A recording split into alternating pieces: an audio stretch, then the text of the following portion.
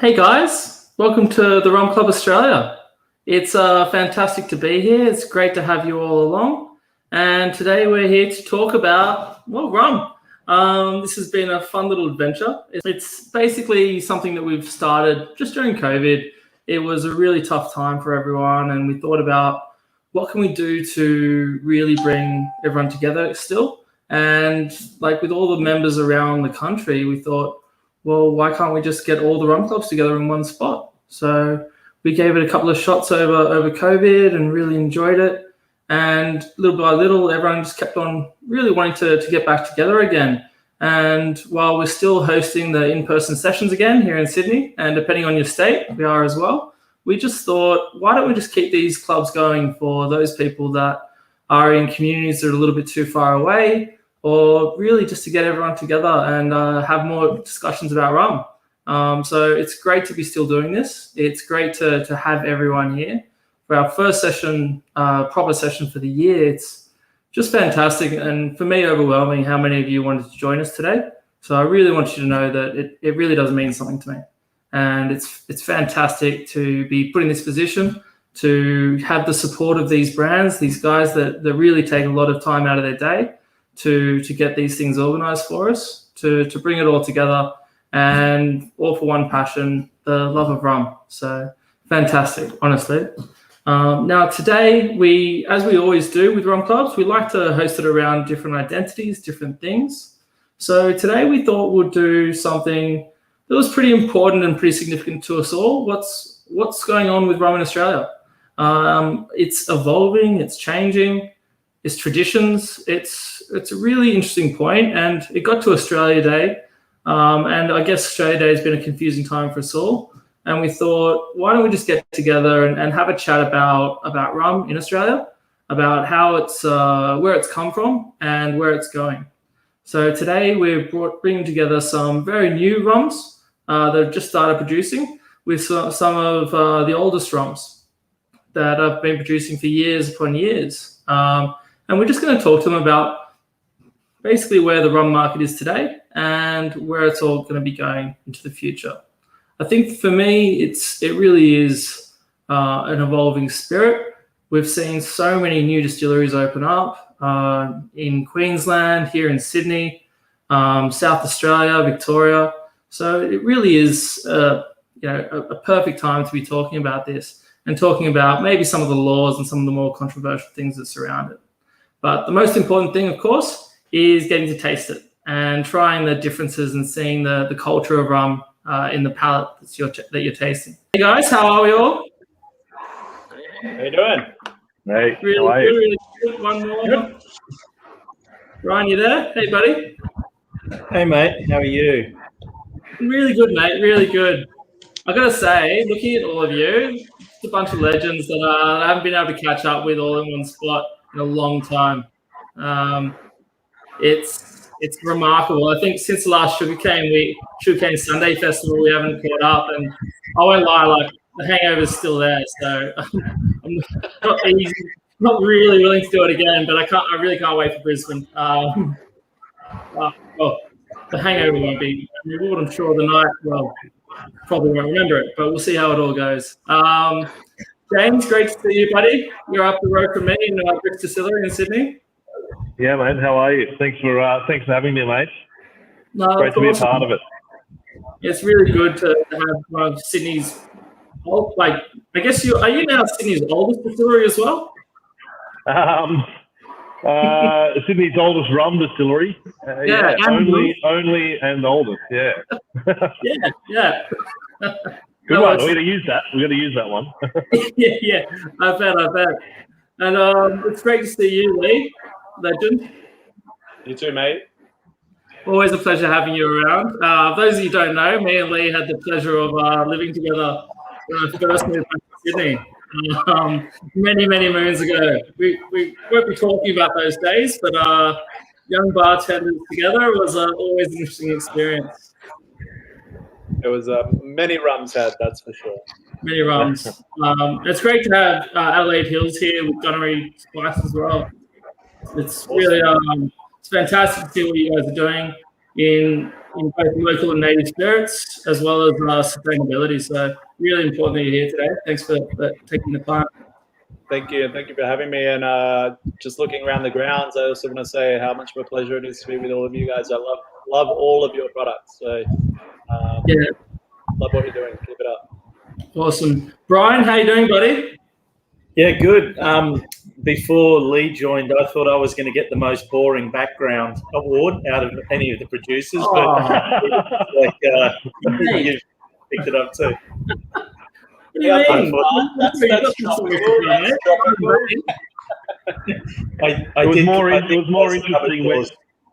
was more interesting when you had the cupboard open, mate. yeah. All the skeletons in the closet. Yes. No, it's fantastic to have you here, Brian. We've been speaking about what you're doing up at Lord Byron for a while now, and I'm just honestly, every time I taste a new juice, it's really fantastic. Fun fact, I haven't even tasted the rum we're tasting today yet. We had to bottle it up and get it out so quick. But I was looking at the bottle today, and I was like, I actually do really just love the look of it, and I can't wait to taste it, mate. We're very excited to get through our first barrel, which we released on Australia Day. So thanks to everyone that helped sell it out in a couple of weeks, and so much so that I didn't have a second barrel empty. I just didn't think it was going to go that quick. So we hurriedly got out our second barrel, which is hot on the heels. So probably about a month away before we release it, but we bottled it up for everyone to taste today. Oh, that's fantastic. I really am looking forward to trying, and I'm sure everyone is. The history, the Bing Lee chat, it's always good with a rum in hand. And absolutely. Need more Bing Lee. Hashtag. Controversial statements here with the room we've got, but definitely love the sentiment. But it's the house rum at my bar. I'm on board. There you go. So I've got plenty of it here. So definitely my house rum as well. So there was that. No, really, Steve, the amount of work you've been putting into the history of Australian rum as a whole and producing there as well, it's just fantastic. So thanks for joining us. And Rich, I know you're on a time lag there, Rich. So I'll just quickly say it's fantastic to have you here, all the way from WA. It's not often we get a chance to have WA friends here, so it's really fantastic that you can make it today. And it's a bit of luck. Yeah, no, thank you. Thanks for having us on. We are a few hours behind here, so I'm still distilling at the moment out the back. So I sort of, if I disappear quickly, that's what's happening. So yeah, right. No, fair enough, mate. Well, you got to make it while you can, and it's I think it's what 3 p.m. over there, 4 p.m. or something. So completely understand, mate. About 4 p.m. Yeah, right. The more I think about it, we really did put together a set of rum from almost every state, and it's fantastic to be able to have such a widespread community of rum in Australia. Now, rum doesn't encompass every corner of Australia, so it is, sugarcane doesn't encompass every corner of Australia, so seeing rum spread the way it does throughout our country is really just fantastic. So it's great to have everyone here. And guys, just if you're at home today, if you want to ask any questions, you can feel free to post up on either your Facebook page that you're watching through or through YouTube. So feel free to post up there, and we'll be receiving your questions here in due course. And hopefully we can answer some of your questions, if any, tonight. I know that I've got plenty of questions for all of you. But I'll save them for a second, and we'll get started. So first off, I hope everyone's ready. I hope everyone's got your rums in front of you. So we've got our sample packs here. They all came in 20 ml samples, so should be on the second line down. And honestly, it's the first time I've done so many rums in a range as well. normally we do about 3 or 4 rums. So to be able to sit here in front of you and try as many as we are, it's a real pleasure as well. I know that we missed out on a few Australian rums. It was a tough decision on which rums we chose today, but I'm glad we ended up going with so many rums from so many places. It's an honor to try some of the products that these guys have brought out to us today, and I'm really looking forward to doing it. So look, we'll get started. The way we're going to do this today is we're going to go from 2 of the youngest rums down to 2 of the oldest rums, and then we're going to finish with our gunnery spiced. So with no further ado, and definitely the youngest rum out of the batch, we're against Christopher. Hey, buddy, what's going on? Hey, mate. How are you? All good? Yeah, definitely, mate. Ready to go. Ready to roll. And roll. the youngest rum and the youngest person on the panel as well, I'd say, judging by the other old blokes there. Hang on, I'm just trying to get those strings right. Mate, youngest person. All right. I'm hearing you. Yeah, I wish. No, look, it's fantastic to be trying this rum today. One second, I'm just going to try and fix the screens. There we go. There we go. There he is. Trying bricks today, and I guess the thing for me is as well, like the Bricks Urban Cane is such an interesting spirit. Like it's just not like anything else. Like I remember when you started making bricks, and it was just such a unique sort of right here in Sydney, right next to me, and the flavors and the profile have always been fantastic. But this Urban Cane is definitely something different as well. So I'm really looking forward to hearing about it from you.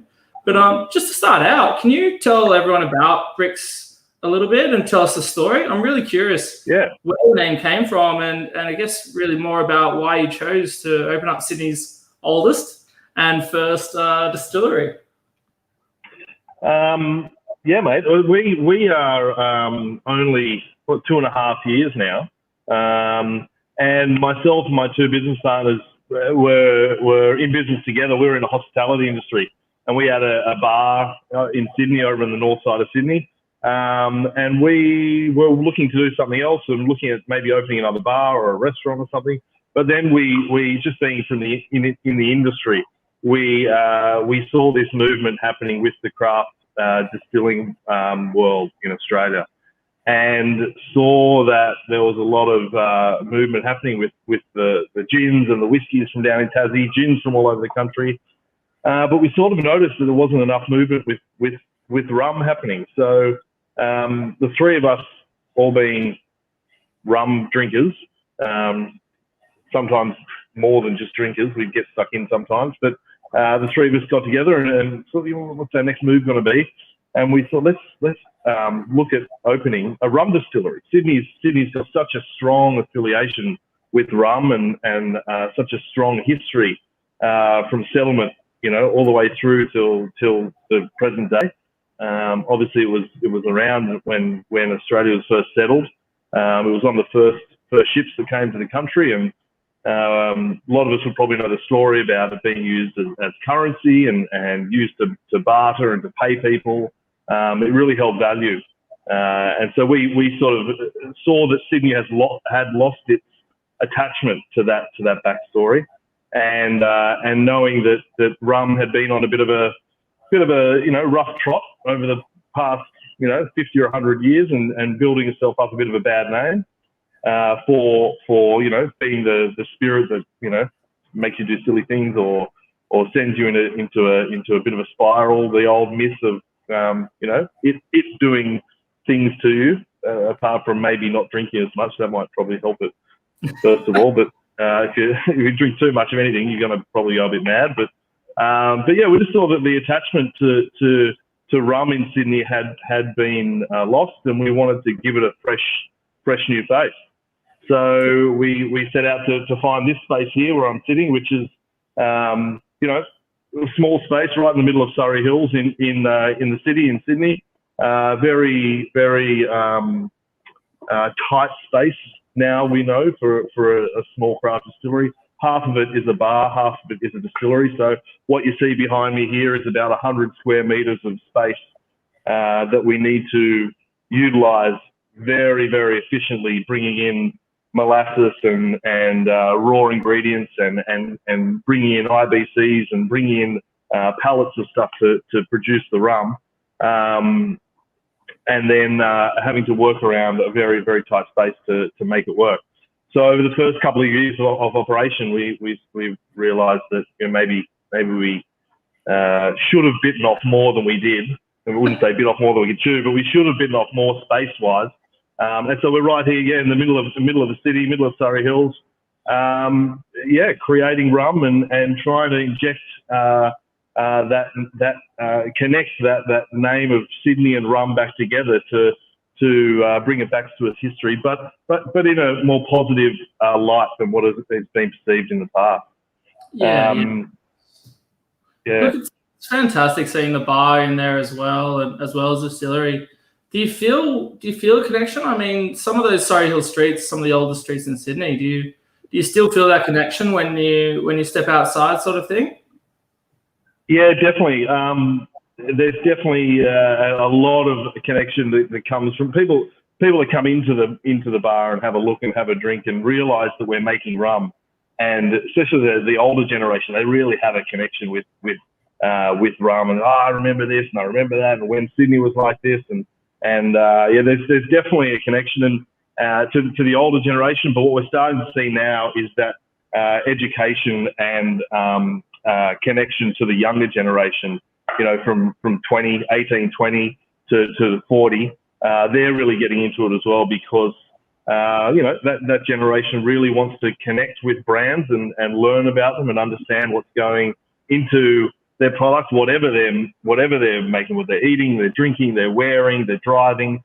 They want to hear the story and they want to see it being made. So that's the reason why we wanted to be right bang in the middle of the city, to show people front and center what we actually do. No, that's fantastic. And I think, like you said, rum does sometimes get a bad rap. I hope those days are gone. But it is really important that people see the produce and see, I guess, the openness of production as well, making sure they're not getting a low quality spirit. So it's really definitely. When you come in here, I mean, you've been here, Tom, and a couple of the other guys probably would have been in here. But you walk in the front door and you're pretty much standing next to the still. The front door is literally 3 or 4 meters just there. So you're in a distillery, you're standing amongst it, and you see it happening. So we really wanted that connection to make people feel like they're seeing what they're drinking right in front of their eyes. They're seeing it being made. So a bit about the name, I guess. A lot of people may or may not know, but brix, the word itself, is a technical term, it's a scientific term.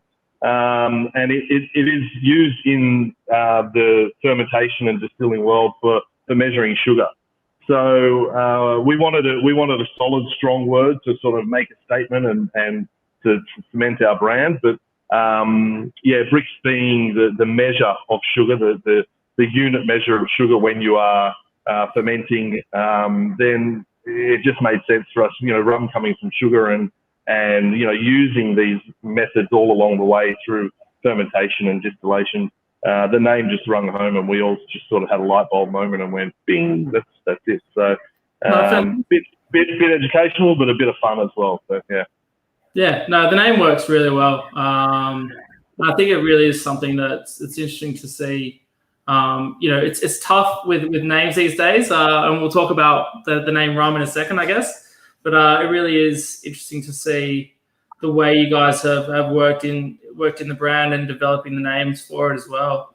I see Brent here talking about just-in-time production. I guess that's really something you've got to focus on a little bit. But I do know you've got a little secret warehouse as well now, like to store things in as well. We do have a warehouse. The warehouse is literally only for storage, though. Our barrels go there, so we make all of our liquid here. So was it Tom who said that? Was his name Tom? Sorry, Trent. Sorry, Trent. Yes, we still do need to be very careful because we can only bring in as much molasses that we can use that week. We can't just bring it all in and pile it all up, floor to ceiling. So we really do have to be careful with space, and we don't have a roller door, we don't have a loading bay, we don't have forklifts. we are literally just, sometimes pulling up across the road, and 5 of us run out and roll this stuff across the street and get it in quickly before the cops come. So, I've seen you guys doing that one day. I think we did pass the last point. Yeah, it's ridiculous. No, fantastic, mate. It's fantastic. So look, we are trying the Urban Cane today, which is one of your new releases. I think 2020 release. Yeah, this came out in October or November, I think. Yeah, the Brix Urban Cane. So there's the full bottle if you haven't seen it before. Much easier. But yeah, this came out of sort of trialing a few bits and pieces. We've got the bar here, obviously, and the guys here in the bar are amazing what they do, and they shake and strain and come up with all these weird and wacky things that I'm just blown away sometimes some of the things they do with the rums. But as we went along on our rum journey, we sort of were learning a lot more about rum, and started to delve into a little bit about the world of agricole rum and how that's made, and what parts of the world that comes from, and why was it, why did it come about, how did it come about, and where was it produced? And we sort of worked out that this agricole style of rum only really existed around the sugarcane fields of the world, because there are rules applying to agricole, if you want to label it agricole, but we definitely wanted to stick to those rules, and we wanted to honour and respect those rules, because even though agricole rum I think only makes about 3 or 4% of the world's rum produced, but it is so nuanced and so unique and really particular and reflective of the region that it comes from. And the world that we're in now, and people, like I said before, people wanting to learn about products and really have a listen to how people are creating things and what goes into different products. We thought, well, that's really interesting. We had been making molasses rum for about 2 years, as most of the world does, and that's the stuff that's going into barrel, week after week. And our unaged white rum, Brix White, that had been being produced week after week. But then we came across this agricole and category, and we just were blown away by it. And we were like, how do we do that? We want to create something like that. After you do your research, and you're like, well, you can't do it, because it's only done on the cane fields, because they cut the cane, they clean it, they juice it, and they ferment it straight away within 24 hours. Anyway. And we see, obviously we can see Husk, which you've been on panels on Rum Club before with, and they're fantastic at what they're doing. French farm, but look, it really is interesting seeing, I guess, the category shift between the nature of traditional agricoles from Martinique, and what the guys are doing in Husk, as well as what yourselves are doing now. Like it's such a journey. Like it always takes me back to tequila, because the way they categorize tequila, and you speak to the Mexicans, and they're always saying like tequila is at its best when it comes off the still. Now that's not because it's more boozy, but they truly do believe that the proof is in the distillation methods, and the closest thing to the plant. Whereas as you excessively age it, it becomes, I guess, a more interesting palate for something like rum. But for tequila, it just starts to lose some of itself. And agricole is definitely one of those things that you never want to go too far with aging.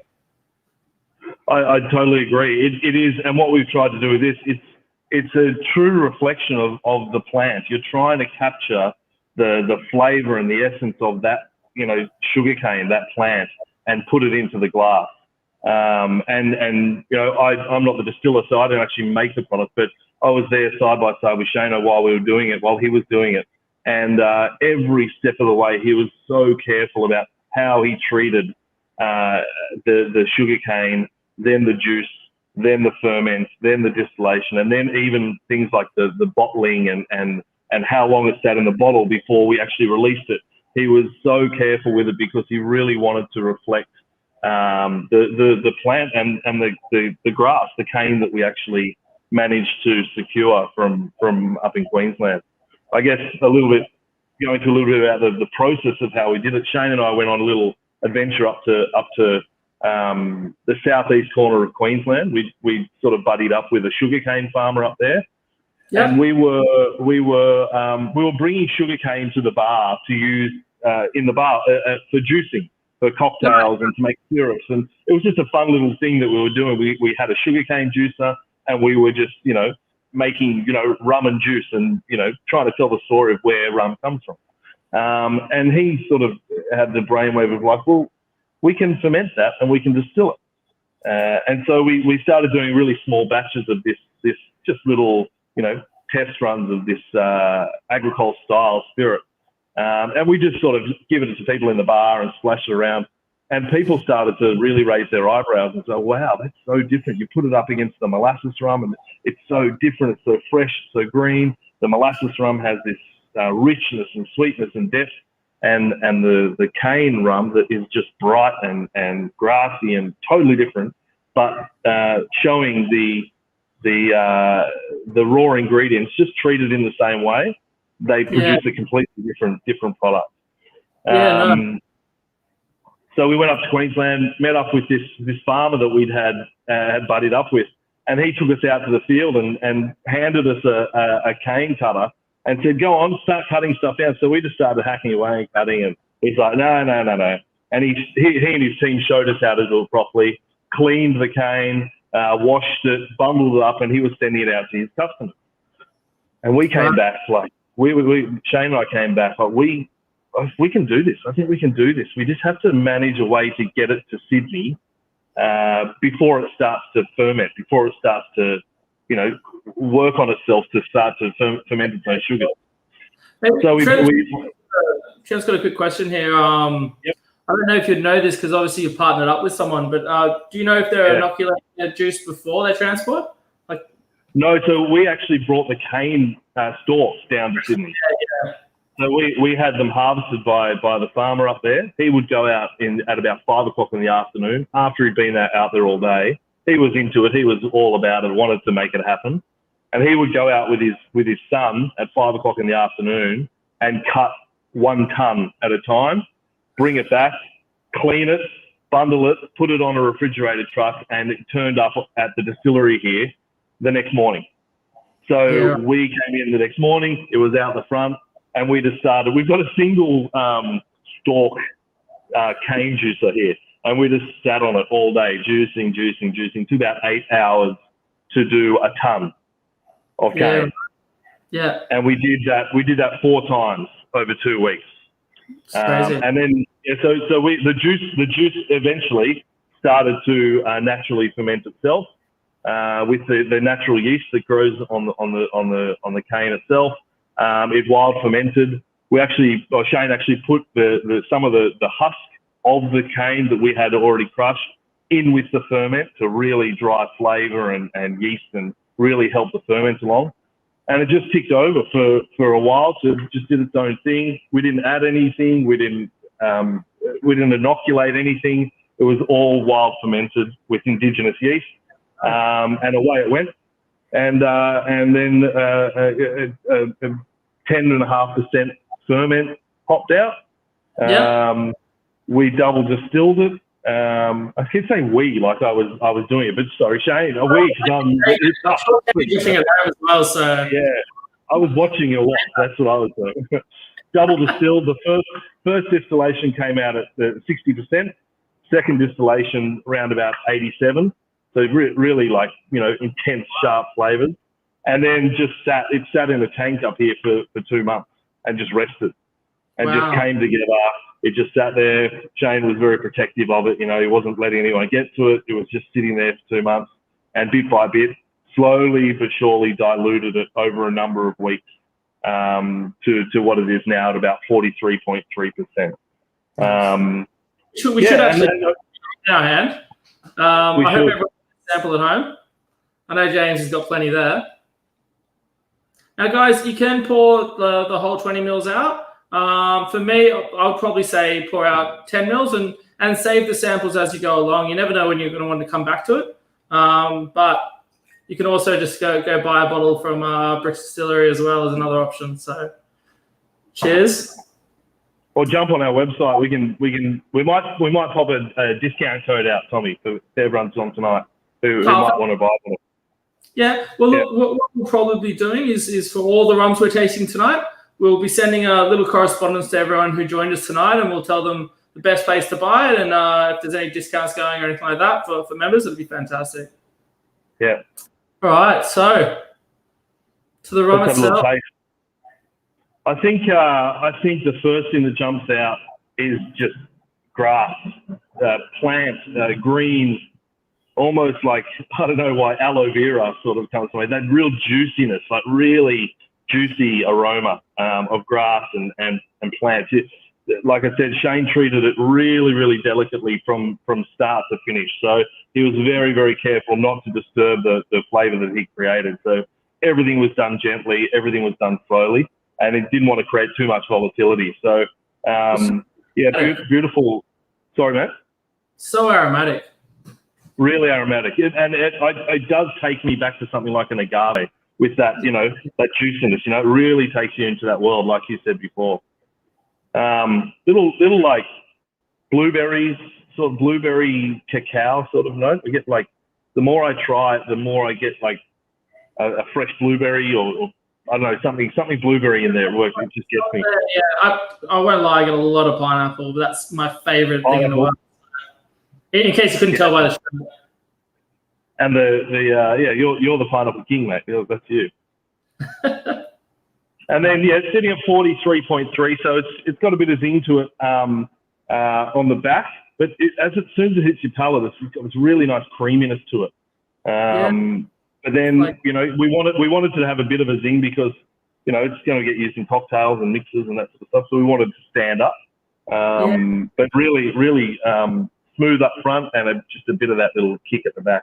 But goes down nice and warmly and smoothly.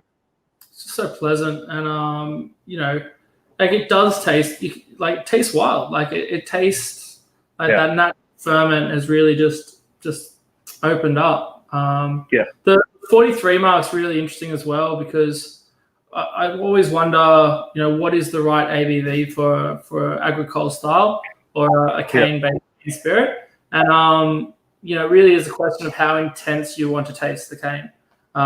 Do you really want it to sharpen in the acetate flavors, or do you want that beautiful sort of almost succulence to come forward? And I think it's really got a perfect balance of those two things. I think the aim was to leave that juiciness and that freshness and that brightness, not let that wash away, but give it that little bit of kick because for daiquiris and tea punches and Mai Tais and things like that, you really wanted it to come through, but also to have enough to stand up just to sip on as well. No, definitely. Yeah. I see a few comments coming in here online as well. I thank you so much for writing in. Hey guys, if you have any questions as well about the spirit, please feel free to ask at any time. It's not every day we get to speak to James. He'll try and answer. He's got most answers.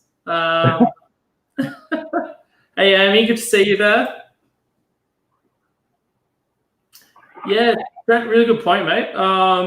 I would have thought it would be more peaky. I guess that wild fermentation binds it up with that ABV at a little bit like down towards those 43 marks. Really just mellows it perfectly, doesn't it?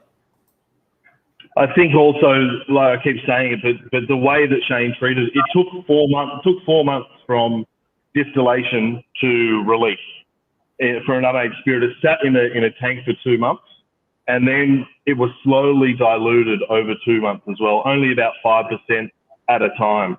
It would bring it down 5%, let it sit for another while, bring it down another 5%, not wanting to shock the spirit and not wanting to, bring out all that volatility, just treating it really gently and allowing it to create that smoothness and keep that sort of rich creaminess that's in there. That's fantastic. Yeah. Now, obviously we're calling this urban cane because of the wild ferment, and 2020 is you're going to release new vintages every year, maybe? Do you think? Yeah, mate, absolutely. This was a huge hit, and for us it was, we do the molasses rum every day. We do the white rum. We're putting stuff into barrel. We're doing our spice rum. That's our core range. But something like this is really, really exciting and really reward based as well, because all the hard work that went into it showed in the end product, and to see the look on people's faces at the bar here who tried, they're like, oh wow, it's so amazing. It was really, really a great reward to see all that happen after we'd produced the product. So we want to do it every year and start working with different sugar canes and different farmers and different types of cane, and try and reflect what's happening on that patch of dirt at that particular time in that part of the world, and try to, this is what's in this bottle is what was happening on the bloody, what was it, the 19th of January 2020, and we dug up 4 tons of cane. 2 months later, same patch of dirt, different cane sugars, different sugar levels, different sugar types. Cane would have developed, or would have got a totally different product. So to be able to show the reflection of the sugar cane, the raw product, that was really exciting for us. But to do it in the middle of a city where it's not really done, it's hardly ever done. That was a really, really great, huge challenge as well. So very rewarding, very challenging, and very rewarding. And we'll be doing it every year. So the 2021 harvest will come out later in the year, and that'll be different. No doubt about it. They're going to make a daiquiri at the start of the year, by the sounds of it, every year, I think. Yeah, baby. Keep it in rotation. Very good. Good to hear. Does make a very, very good daiquiri. Yeah. Agricole daiquiri is just always to me as well. Like, just fantastic. Even if you just add a touch of agricole to a regular molasses-based daiquiri, like just Beautiful. Look, so obviously next year we'll see some new releases. I just wanted to get, while I've got you, obviously, beyond just the simple cane spirit, choosing the word cane spirit, how do you feel about that? Do you think that this is part of our future? Do you think, obviously, you wanted to adhere to these agricole style laws, sort of thing, that kind of demonstrate the need for young, unaged cane spirit? But here in Australia, we've got a 2-year mandate that requires nothing can be labelled as a rum, because Australia hasn't figured out that people make it other ways. But it's very, very arcane, ancient law. How do you feel about that? Obviously, going through the mix between not having 2-year age rum to now being 2 years old at your distillery. Mate, to be honest, I'm a big advocate for the allowance of unaged product to be called rum in some way or another, whether it's an age statement or a classification of it being unaged or something like that. There's a really, really very quickly growing industry we've got here. A lot of people starting to join in on the rum craft rum industry, and it's a fantastic thing. So to be a part of such an amazing group of people, and people like the guys that we're seeing on the panel tonight, obviously with a few of them being around a bit longer, they've got through their period of getting past the unaged classification. But with so many people joining the industry and so many people seeing that rum is changing and that rum's being looked at differently, I think it would be, wise for the industry to look at changing or looking at reclassifying that law. It is an old law. It's something that's been around since 1901 or something, and we're still stuck with it. But I think it is, in the meantime, until we can get something done about that, you'll see a lot of products coming out on the market, all under 2 years old, stuff like we're trying now. So, I think just most of these amazing stuff. There's just delicious, beautifully well-made, well-crafted, really loved spirits that are coming out that don't have a name, and we're all trying to tell the same story and build the same industry, but we don't have a name for this product. We can't call it rum. We're all calling it different things: white, silver, cane, you know, whatever, Blanco, whatever it might be. So to have something that we all adhere to would be, I think, the best way forward. It's a big challenge because it means changing a law, which is a huge thing.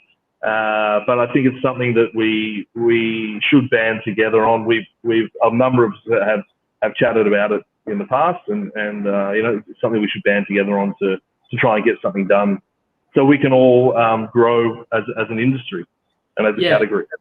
Definitely. And lastly but not least, I was in the bottle shop the other day, and obviously bottle shops, like during COVID and everything, we've all had to make a switch. And man, I must have seen some Brix RTDs in there. I got myself a little 4-pack, and it was really nice. Yeah, good. Glad you liked them, mate.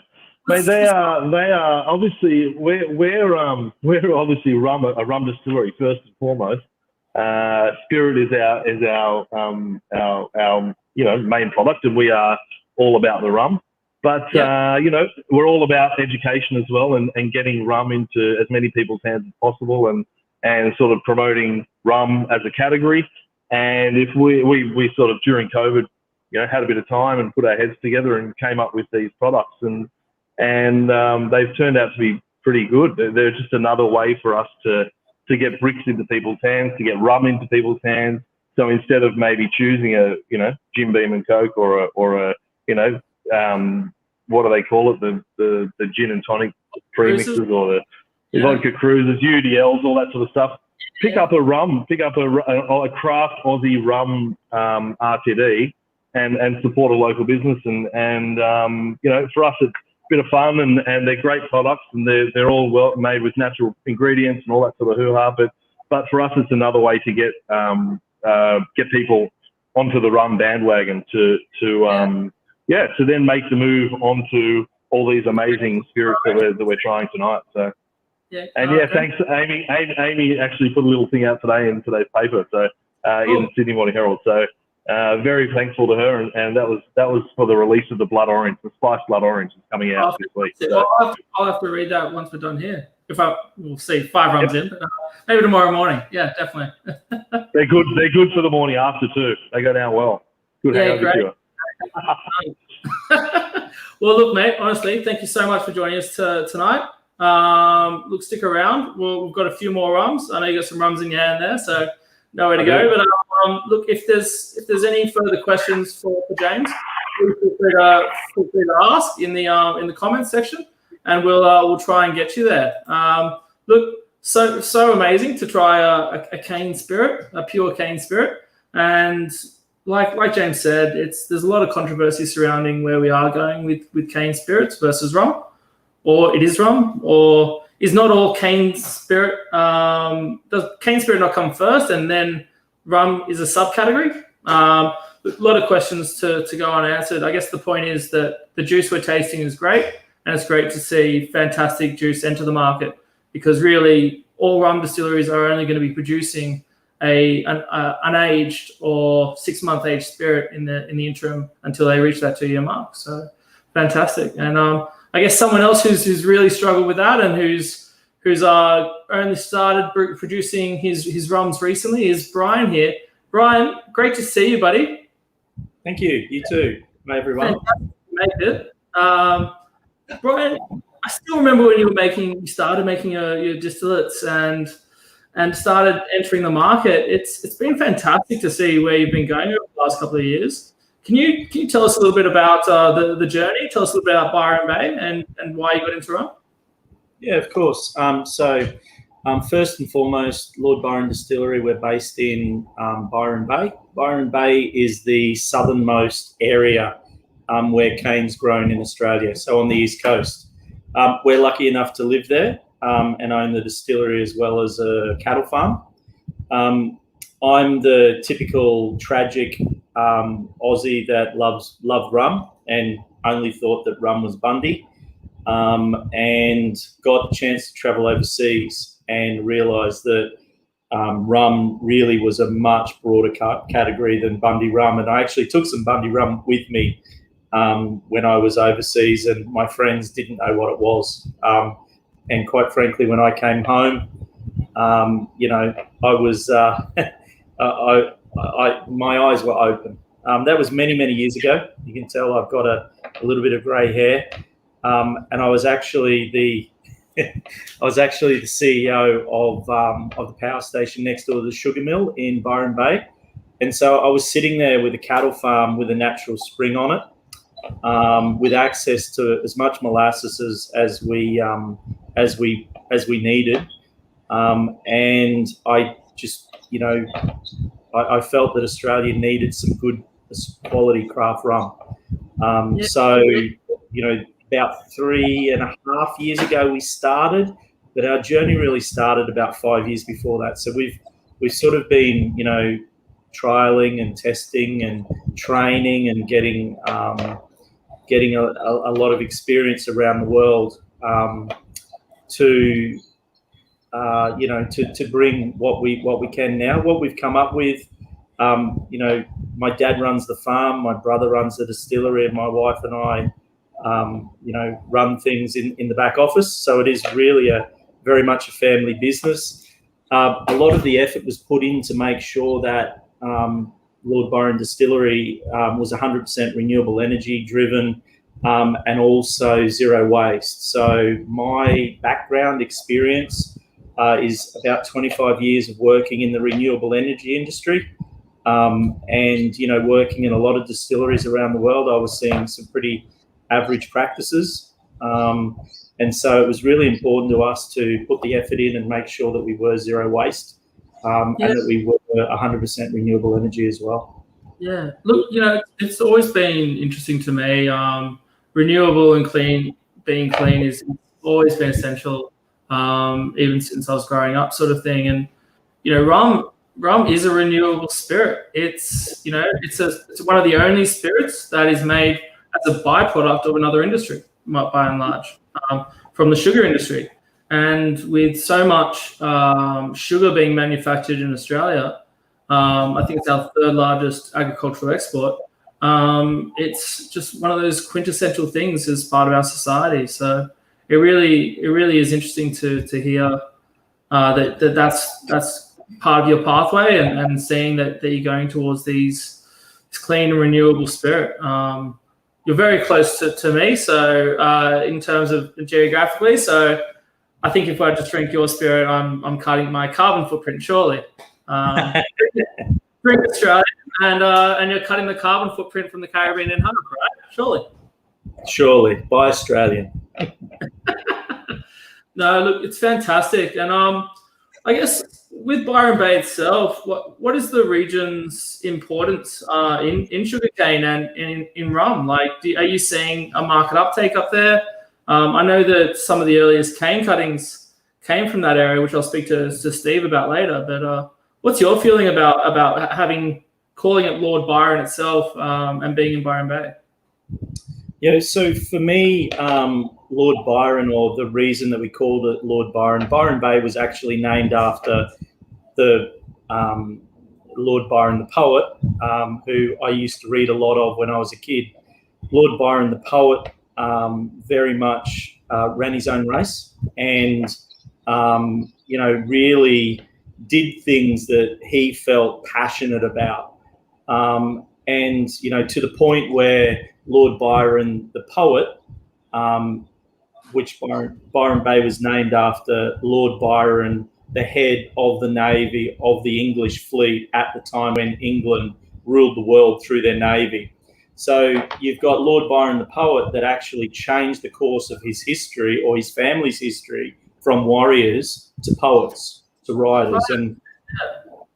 And so for me, the reason that we called it Lord Byron Distillery was when I was a kid, and as a teenage kid struggling to find my way in the world, I'd read poets from 200 years ago, and Lord Byron was the poet that really rang true to me, and gave me that confidence to set out in the world. So when when we wanted to start a distillery in Byron Bay, and was a very different thing, a family business, making rum. I was in the renewable energy industry, making renewable energy. So, knew enough to be dangerous, but we spent our time, we did our training, we got our courses, and we traveled the world and worked in different distilleries. And it was just a natural thing for us to call it Lord Byron because of the passion and the change of direction for our family. Man, that's very, very nice. Look, we'll get into the rum. We're going to be trying today the pure single rum, the second barrel. So again, never been tasted before. That's the bottle. I think it was sent to me down in a different bottle, but I guess never seeing it before. It looks fantastic. You've called it. Now I'm going to pour a little bit in my glass for a taste in a second. Yeah. You called it a pure single rum. Can you run us through why that is and what that really means? Yeah, so there's a couple of important things for us. So we've talked about renewable energy, and we've talked about zero waste. So all of the spent wash goes back to our cattle farm. So if you think about our ingredients, we only have molasses, water, yeast. Okay, so 3 ingredients, and those 3 ingredients, the molasses is actually cattle feed. It's food grade, but most of the people in the local area use it for cattle feed. Unfortunately, we're the only using it for rum at the moment. But I hope there's other distilleries start up, and we've been training other distillers in the hope that they'll start other rum distilleries up. But for us, we have on our bottle, I'm very proud of it on the new bottles. If anyone bought the first release, we've actually got ingredients on our bottles. So we say a couple of things there: pure single rum, and we say that it's only molasses, water, yeast, and there's no flavors, colors, preservative added. That's really important to us because spirits don't need ingredients on them. We've actually included them on there for the surety of the customers. And pure single rum, there's an international classification for rum produced by Luca Gargano. And that talks about how rum is made and the ingredients, the stills, the barrels, and it actually takes you through the process and it delivers a certain classification. Our classification is pure single rum because we use molasses, water, yeast. We double distill in pot stills, so alembic copper pot stills. And we actually mature our rum in Australian red wine barrels. So for us, you can see the color, this is just a gorgeous hue. Yeah, and I guess the other thing is that the pot stills, you have a look at the legs on your glasses. So if you've got it in the glass now, everyone, give it a stir around and then actually have a look at the legs in a few seconds. And you can see the oils because the pot stills allow a lot more of those oils through. We ferment for 7 days to get the natural flavor. So the actual ferment itself is done in sort of 36 to 48 hours. We actually ferment for much longer, for 3 times longer, to get that depth of flavor. And the sample that everyone's got is actually barrel strength. So that's 55.5%. We actually barrel at a lower ABV just to be a little bit softer. We find that a high ABV strips the tannins out, whereas the lower ABV gives the flavor but doesn't strip those tannins out of the bottle. Quite high, 55 though. Sorry, mate?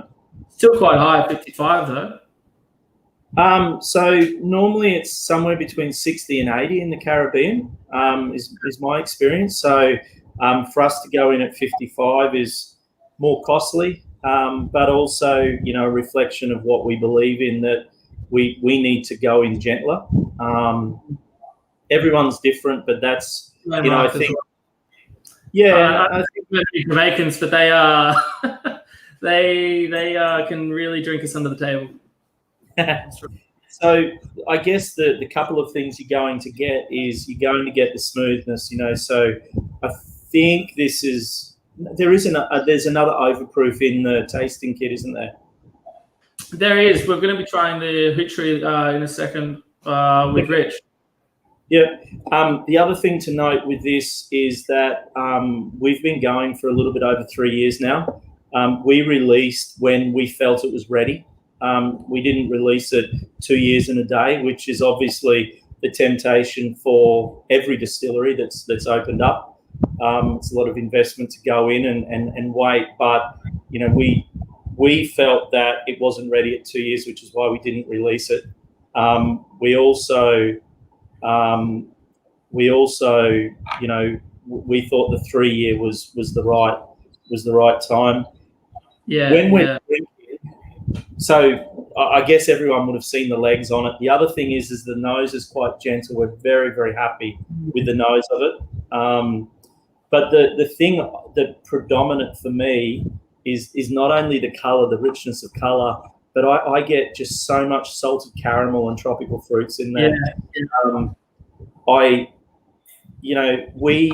We're very lucky in our process that what we do have is we have good quality molasses, but our ferment is never 100% fermented. The sugars are never perfectly fermented.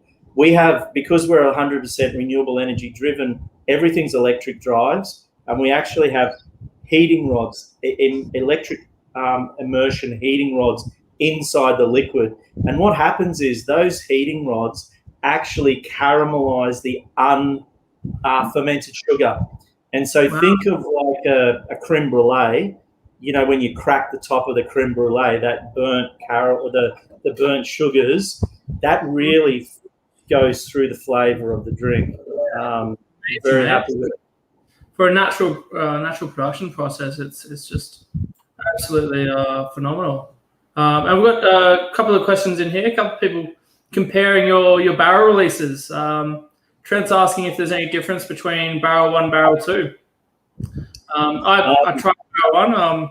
We'll have to do a point-to-point next time. But what are your thoughts in the process, I guess? Yeah. So for me,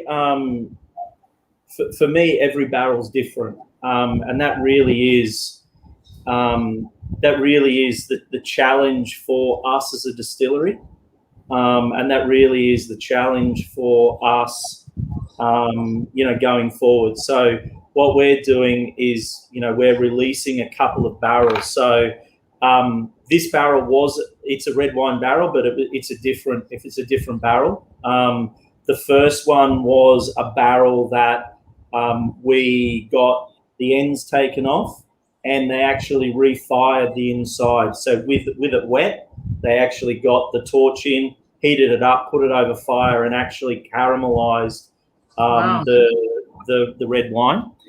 This one's not. So this is just the red wine barrel. So that's why it's slightly different.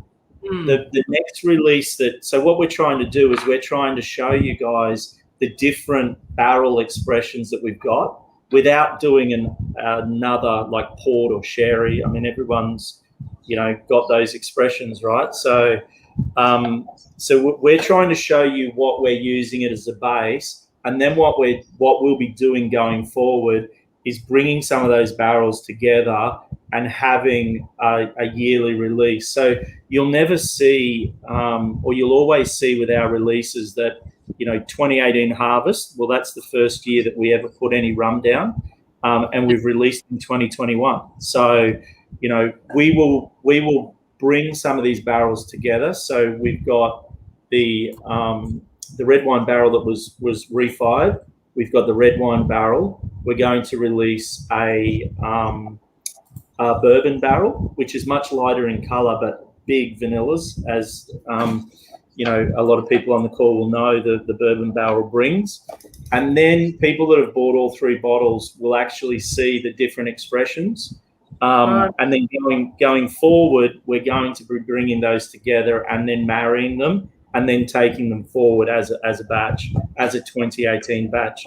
And we'll be releasing 2018 as a 3 year, as a 5 year, as a 7 year, as a 10-year until there's no more 2018, and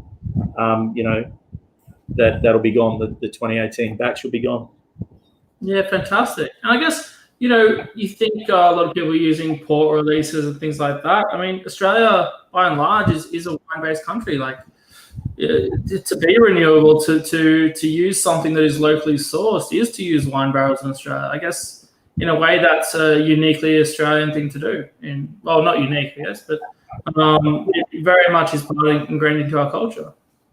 Yeah, that's right. And also for us, you always, so this is a journey that consumers and producers are on. When we put red wine barrels down, no, we didn't have any reference points. So the bourbon barrel ring. What it was going to be like with rum. People who have bought all three bottles will actually see the different expressions. I'm hearing myself again. I don't like the sound of my voice, Tom. A few rums have sorted that out. But yeah, look, it's an interesting journey, mate, and where we are, it took a lot of confidence and passion to do that, because everyone that we talked to and the other distilleries that we trained in around the world, it was just bourbon barrels, and then you finish in port and sherry, right? That was the conventional wisdom, but also the conventional wisdom around waste wasn't what we did. And the fact that we will not add flavors, colors, or preservatives to our drinks is another non-conventional wisdom. So I guess the name Lord Byron is about passion and about belief, and that's what we did. That's why we did it. No, fantastic, man. We didn't know it was going to work this well, but we did. We did it anyway. It really is something that's fantastic, and just the sheer flavors and qualities. It's uniquely Australian, and the sustainability aspect is fantastic as well. I guess just a couple of questions on the back of that. How do you feel about the cane spirit thing that we were talking to James about? Yeah, look, it's been a real struggle for every producer and everyone. Everyone's tried different things. So a lot of people will have Lord Byron, like everyone will have. Some people will have just rum on their bottle in their name and then just call it cane spirit. We chose a different way. We've actually changed our labels now to call our unaged rum silver cane, and our overproof is fire cane, right? So that's what we've called it. I just think I think it's stupid that we can't call it unaged rum. So so consumers, everyone should be like, are we children? We're being treated like children. If you have unaged rum on your bottle and it's clear, it hasn't been in a barrel. And, what's the problem? I can go to so many bars all around the world and get a great unaged rum. Why can't I in Australia? Yeah, I know. It's a bit crazy, but I guess I'm really glad to see that you're able to find your way around it. I mean, like your overproof silver fire cane is just perfect in a daiquiri again. And it's great to see these final releases coming through that you can call rum. But the single barrel releases at 55 are fantastic for me. Like the depth of flavor you get at 55 is just has a great intensity for an aged spirit. So really, really fantastic sort of flavor. And the water source as well is always not something that interests me as well with what you guys do down there. You get it from the farm, is that right? Yeah, so we have a cattle farm, and we actually fenced off. So one of the secrets to which is not a secret now if I tell everyone, but one of the secrets to our drinks is the viscosity, the gentleness of it. So when you buy a bottle of rum, this bottle of rum at 55%, a lot of it's water. If you buy a rum at 40%, 60% is water. So the water is important. We're lucky enough on our cattle farm, on our family cattle farm, where we fenced off, to have a water source that is a spring that the water bubbles up out of the ground. Now that's important because it's soft water. We haven't taken it out of deep rock where the water filtered through the rock and taken on the minerals and the hardness. And so that's the water that we use for fermenting, but it's also the water that we use for diluting back too. So yeah, look, it's a, you know, it's not a secret anymore, but it never was to start with. It's just one of the fundamentals that, you know, we've set out on to make a spirit that we're proud of, and that we think complements some of the great work that some of the other distilleries in Australia are doing. You know, including Steve at Beenleigh as well, who is really only an hour's drive up the road, but he's a Queenslander and I'm a New South Welshman. So mate, wait for State of the Union for those sorts of talks. yeah. So June's an interesting time for Steve and I and some of my friends north of the border. Nice. Well, look, thank you so much, Brian, for taking time out of your day. I know you're flat out with the renewable energy as well as this, so it really does mean something to us. And honestly, like, an amazing second release. I can't wait to see the third, mate. And I'll see you soon. Thank you. And so just talking, the release is not ready yet.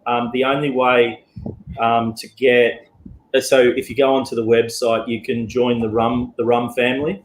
That entitles you to early releases of all of our rums and all of our products. You'll get an email about a week before it actually, is publicly released. So Perfect. That's how a lot of other people jump the queue, if you like, who were supporters of us right from day one, and got release one. Mate, that's fantastic news, and obviously would love to include you if you'd like in our send out to the members that attended today, just so that they can get those details, and if there's a code or something that identifies them, be great. Thank you. Thanks everyone. Cheers. So I guess that's an amazing second rum, actual rum this time, and it's fantastic, I guess, to hear that story. If you must drink rum, be poets. I think that's definitely something I'm going to take away from that. And I guess flavor and balance, when you are speaking about rum, when you're talking about taking something, a base spirit, using red wine casks, aging, what type of barrels you use, all this is really about a type of poetry, a type of balance. And it's fantastic to see the art and craft that these two new distillers are putting into the industry. And, this is 2 years in, or 3 years for Brix, and already this is what's coming out of the distillery. I mean, some of the art and craft that distilleries in the Caribbean have put in has taken them hundreds of years. I guarantee you the Jamaican release of 1788 was nowhere near the quality it was in 2005. So these guys have come a long way with phenomenal spirit in the time they've had to do it. But a rum that has been crafting the art for a long, long time, and I think is just one of Australia's favourite rums, is Beenleigh. And here we are with Steve. Steve, you legend. Good evening, everybody. Great to see you, mate. Great to have you here. It's You too. Thanks for the invite, mate. No, definitely, mate. It was really important to have a Queenslander here, and it's fantastic. It could have been you. Thanks, mate. Much appreciated. No, definitely. Now, Steve, tell us a bit about what you do, and a little bit about Beenleigh. How long has it been going up there? Okay, so I'm the distillery manager here at the Beenleigh Distillery, part of the Bigfords Group. We also own and operate the 23rd Street Distillery over in South Australia. For those that don't know, the heritage or history here of the Beenleigh Rum Distillery, we are the oldest operating distillery in Australia since 1884. So now 136 plus years of Australian rum history and provenance here on site. The distillery building itself is heritage listed, and it's just a fantastic venue to come and experience our tours, the tasting, just that absolute provenance of what we see as an Australian rum. Now, looking back into Australian rum history, we're looking at 150 plus years of rum production, and as I've outlined with Ben Lee's history here, 136 of those years just here on site. And when we look at that product and the distillery development over that time, and from what we've developed as a product, but also as a brand, it really is fascinating. Yeah. Look, it's phenomenal, and I guess it's really interesting because you are very close to Brian in itself as well. You're just over the border in another sugar producing region. Do you think that's by and large why you make Bingley where you do, or do you think it's a historical reference, or do you think it's just the nature of being close to the field? Yeah, so in the Logan Beenleigh area here, halfway between Brisbane and the Gold Coast, for anybody that is in the area or is able to come and visit us, most welcome to. Our tour experience here is fantastic. But again, back to the history of the local area. Originally, it was back in the 1860s even. It was settled as a sugar region. Originally cotton, that didn't work, so then they switched to sugar.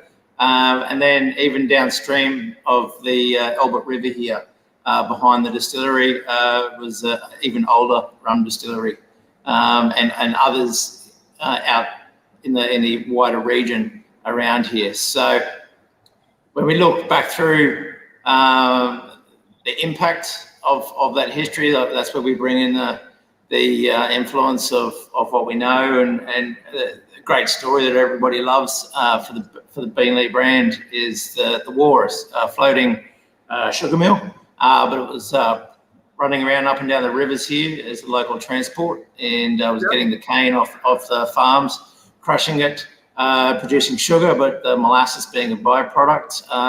They also had a rum still on that boat. And so, for example, here we've got some of that history of the Walrus, and it's a long storied.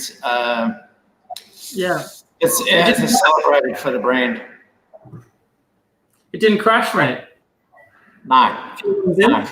So with the Walrus, it's fantastic part of our history for what we've developed, and it ties right into part of the provenance of who we are, what we are, obviously where we are, and as you've said, we're on the Queensland New South Wales border.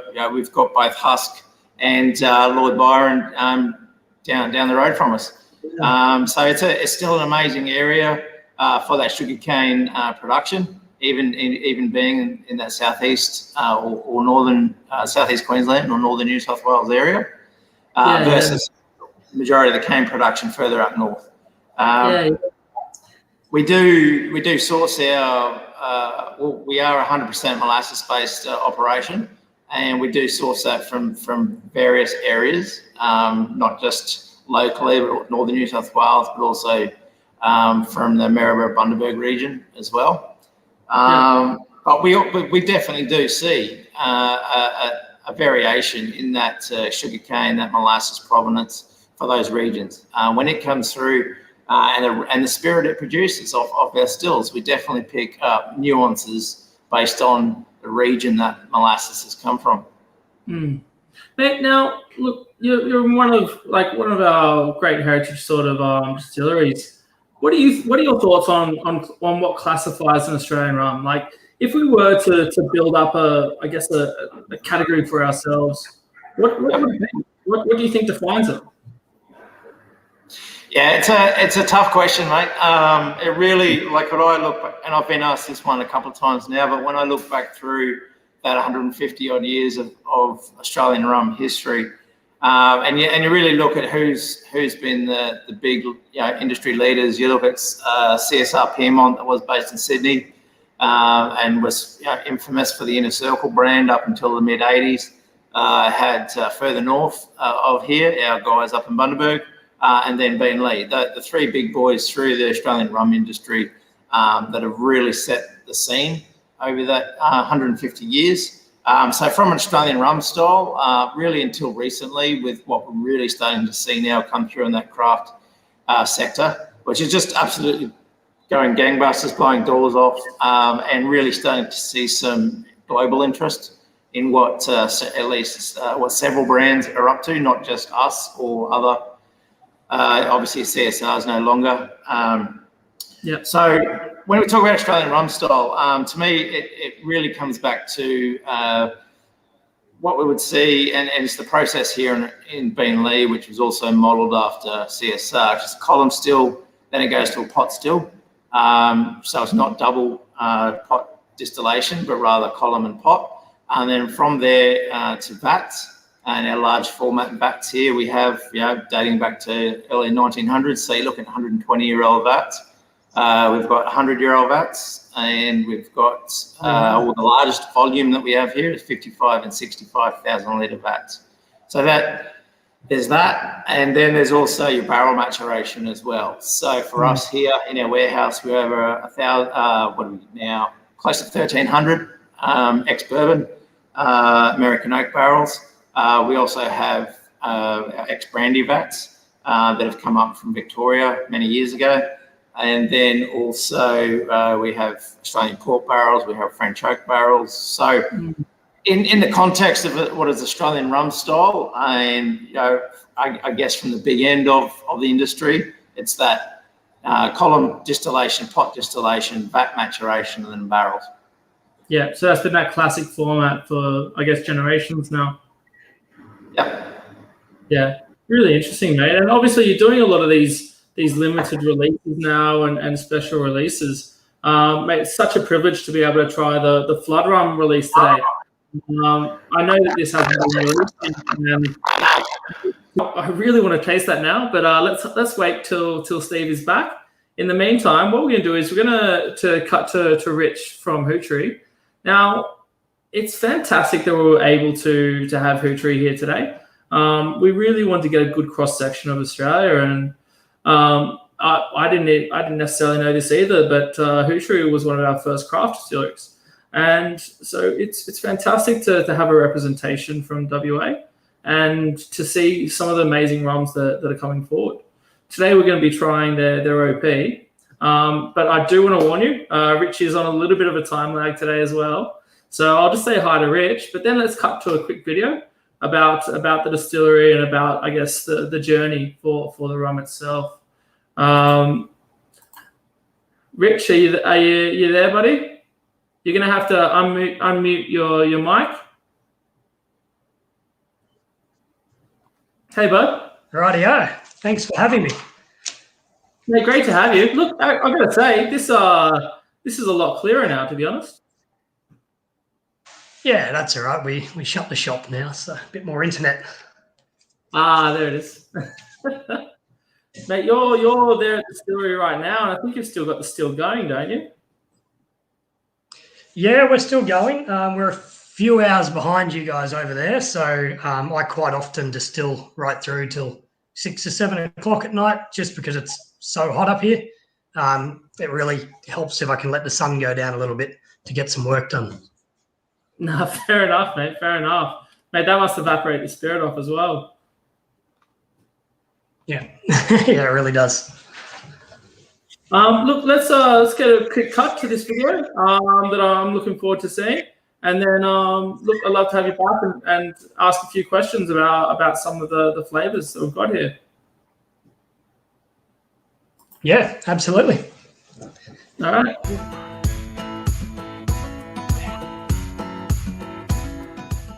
This is what the Kibberleys is. You can't get that anyplace else in the world.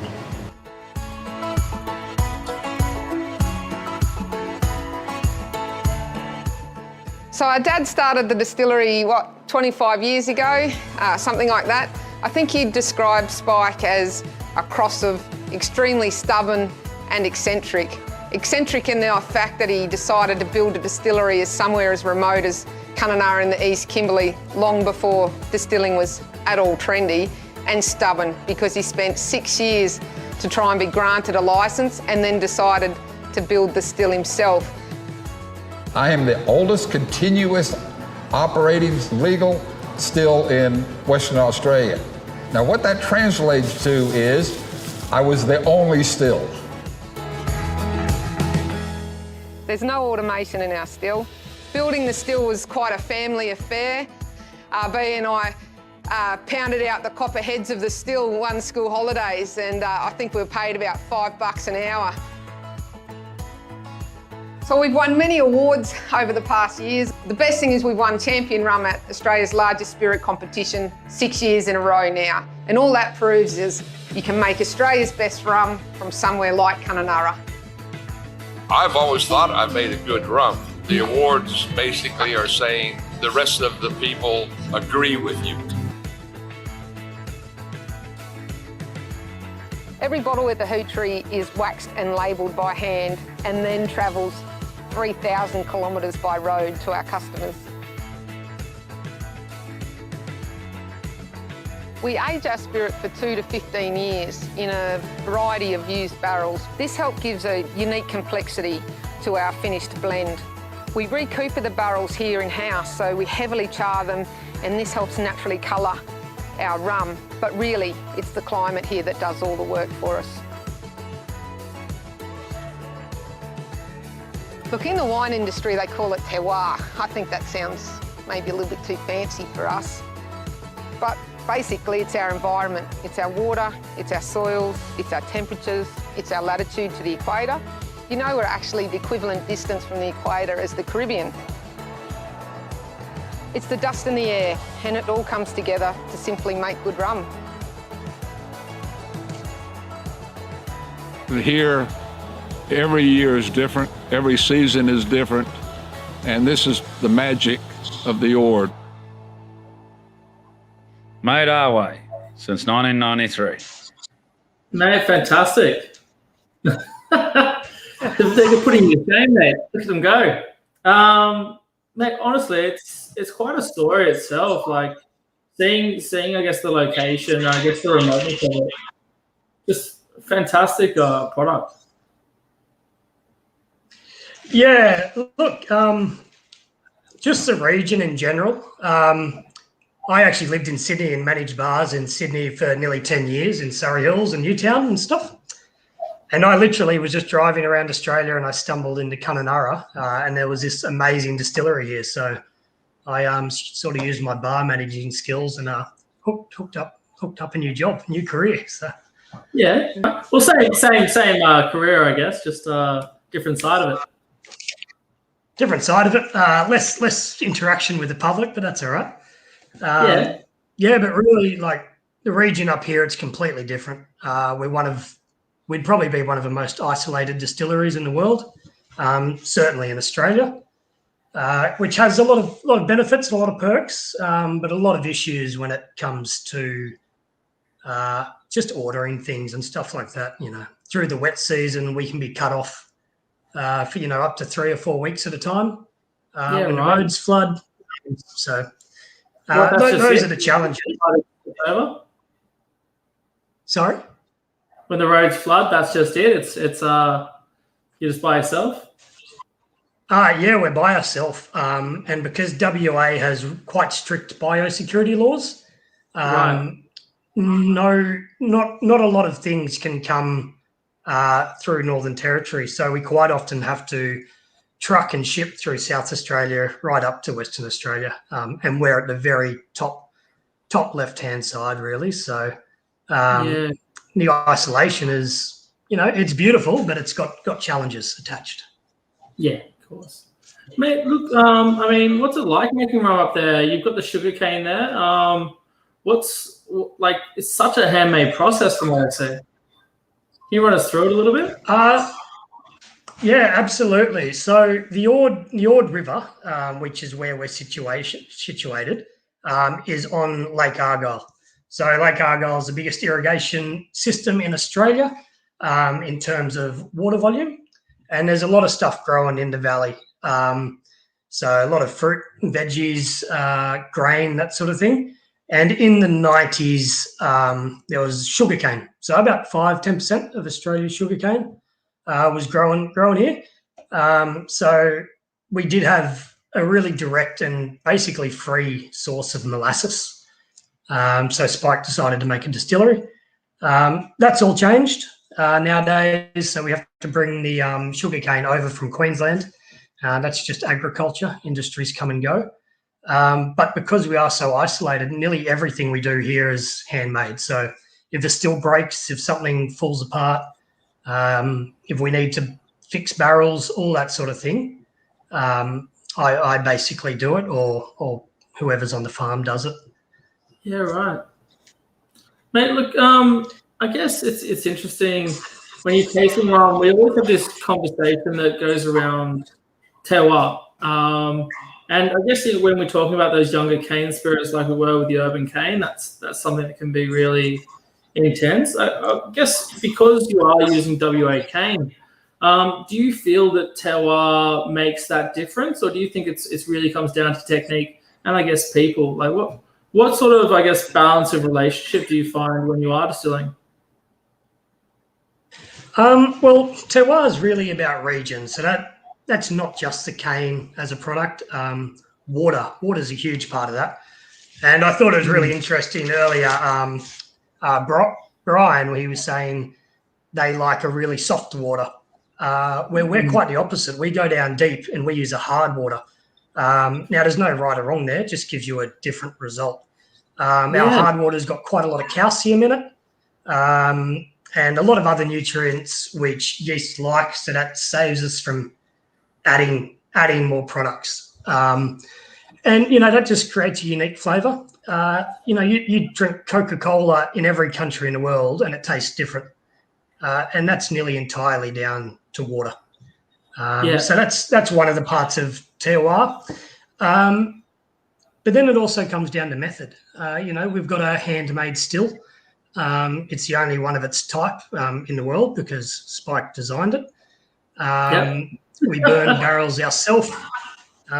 There's no automation. It's all hand done, which brings some people call it skill, but it also brings a bit of human error into the equation.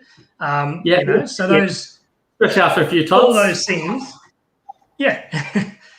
So all those things combined really contribute. There's no single answer. No, you do the best you can to produce the best product you can. Yeah, and I guess it really depends on what style of flavor you're going for at the end of the day. Because in your instance, you are going for a big, bold sort of flavor that you guys see in the way you release Hoochery. Whereas Lord Byron was going for that soft ferment, soft flavor sort of thing. And it's really interesting, I guess, seeing who you're making the rum for. It's got to be a completely different palate in Western Australia for the people as well. Like you're always making it for the people in front of you, and it's always going to come down to that methodology. For you guys, it must be crazy to have to ship your rum to the East Coast. I mean, is that your market, or do you just find yourselves really selling to the locals a lot more? So Argyle's got a really strong tourism season, quite like Broome in a sense. So we can probably do about 60-70% of our sales through the shop here. We're flat out for about 4 or 5 months of the year. But in terms of flavour, we have found over the last sort of 5-6 years or so, we are starting to branch out and develop different styles of rum. It's a big market. The internet's opened up the whole world essentially. Here we are. So here we are. So we're really looking at doing different things with our rums. We've got spiced rums that we produce now and white rums, and we used to do cane spirits and all sorts. And we can adapt and change some of those things just through feedback, through platforms like yours. We got the ability, because we're small, we do have the ability to pivot and try new things and change. That's fantastic. Look, let's get into the rum. Without further ado, we've got the Hoochery Overproof. Now this is sitting a little lower. What's the percentage on this one again? So this is 56.4%. 56. Okay. So now, right. So what it is, it's a batched rum. So we've taken around about 5 or 6 barrels with a minimum age of 2 years, and I think the oldest one in this blend was 7 years. So they're all between 2 and 7. And then once we've let it sit for around 3 months, we then filter it through mahogany charcoal. So the mahogany charcoal, that gives it a completely different dynamic, really. What was the influence of the mahogany charcoal? Like on the nose here, is that a sort of red gum sort of texture? So what you get, so this is a mix of a heavy charred red wine barrel. So it still does have those sort of port raisiny undertones. And a little bit of smoke from the oak. The mahogany charcoal itself is quite a soft smoke. So we try quite hard to reduce the smoke down. We're not making a peated style whiskey. We're not looking for that smokiness that knocks your socks off.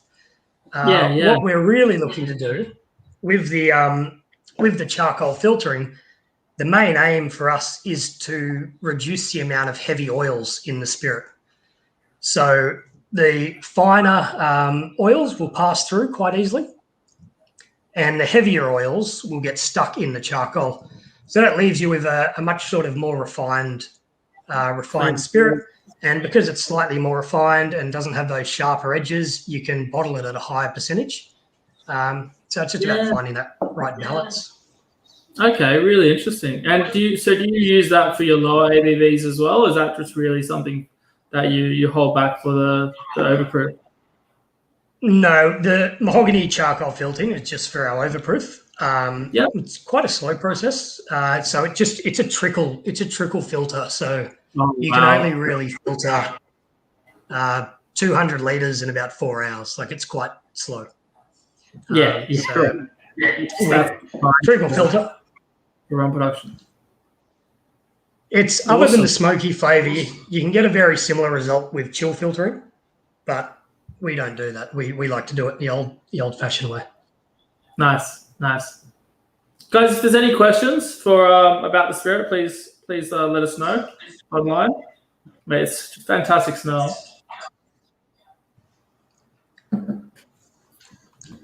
Yeah, I can really see what you mean about the cleanness on the back. I mean, it's hard to realize that we are drinking high ABV spirits. I should mention as well. Well, I think. So just give me a sec here, Rich. Guys, I should just mention, if you are drinking rum at home and it is a little too intense for you, there's absolutely nothing wrong. You're just adding a couple of dashes of water.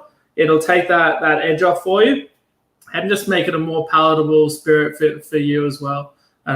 It's not insulting to the distiller. Like, obviously, bartenders like me and Lee love our high ABVs, but we completely understand if you want to water it down a touch.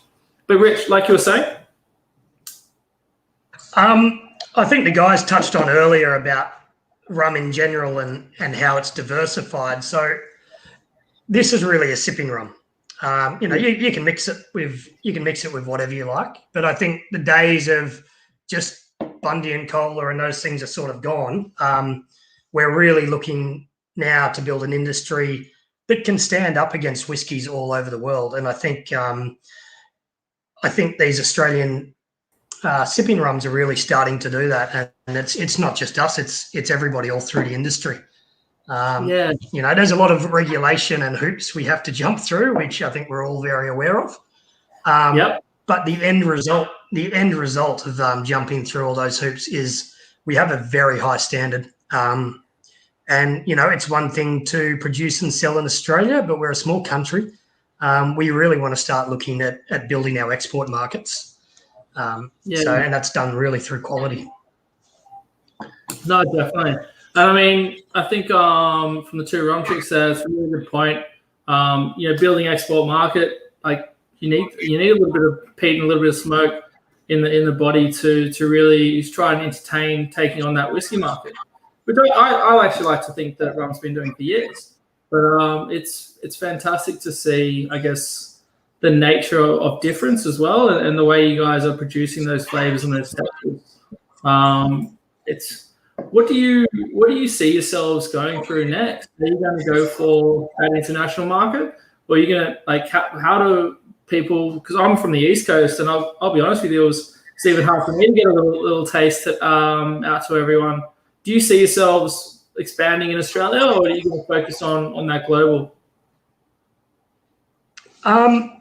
Look, realistically, we sell everything in Australia. So, but in the next 5, 10, 15 years, yeah, definitely markets. We sell in to Germany. We get quite a lot of people ordering over there, but mostly online sales. So people just jump onto our Hoochery website, hoochery.com, and they order directly through us. And we are now through Dan Murphy's and a few of the bigger distributors. But volume's our issue. We're a small distillery. We sell out. So as soon as we make it, it's gone mostly. So yeah. No, fair enough. Fair enough. We'll just have to hold strong. I really hope we can get our hands on a little supply chain there. I'll definitely hit you up for a couple of details for the members as well, and just see if we can organize a process of buying whatever bottles you have on hand at the moment. In overdrive now, but we'll see. What else are your thoughts on what we're talking about today in relation to, I guess, the cane spirits and rum? I guess we're talking East Coast versus West Coast a little bit, but what are your thoughts on where we're heading? The great debate at the moment, isn't it? It's a hard one because really what we want is clarity, I guess, especially when you're marketing your bottles. We all produce great products, spend a lot of time designing our bottles and labels and everything. What you're really trying to communicate to the consumer is what's in that bottle. You don't want people to be confused. I guess between a dark rum and a cane spirit, there's not much confusion. People can see the difference. But between a white rum and a cane spirit, there can be some misunderstanding, I guess. So I think as an industry, we really just need to, maybe we create a word, maybe we create a term or a phrase which is used throughout the industry. And whether that contains rum or not, I don't know what the answer to that is. Just as long as it's shared amongst everybody. So as a platform, people can launch off that without the fear of their product being misrepresented or misconstrued, I guess. No, definitely. I guess if we open that filter, are we looking at a lot finer spirits being made, or are we looking at worse spirits being let in? It's always going to be a catch-22 question, isn't it? Yeah, and look, I think if you look at the gin industry, it's gone nuts. But in terms of what's in gin now and what they represented, it's quite sort of baffling. I don't think we want to go down that road with rum of confusing people. So just as long as there's some structure and it's agreed upon, it should be fine. Definitely. All right. Well, look, thanks for joining us tonight, mate. I really appreciate getting WA involved. Let's see if he's there. Steve? Hello. Hey, buddy. How you doing? All right. Good, thanks. Glad to be back. Good to have you back. Loving the technology issues in rum. That's I think it's always been the way. I think we're used to them by now. So, Steve, just take us through the flood rum, I think is what we're about to talk about. Right. What was it about, and how did you come up with this process? It's all a bit of a mystery, and this is the first public release of anybody to get to try it outside of a little VIP group that we have for the Beenleigh Distillery exclusives. And so, as I was saying earlier, we're based here on the banks of the Albert River. Now, during the 100 plus years we've been in existence, that the actual distillery site's been flooded several times.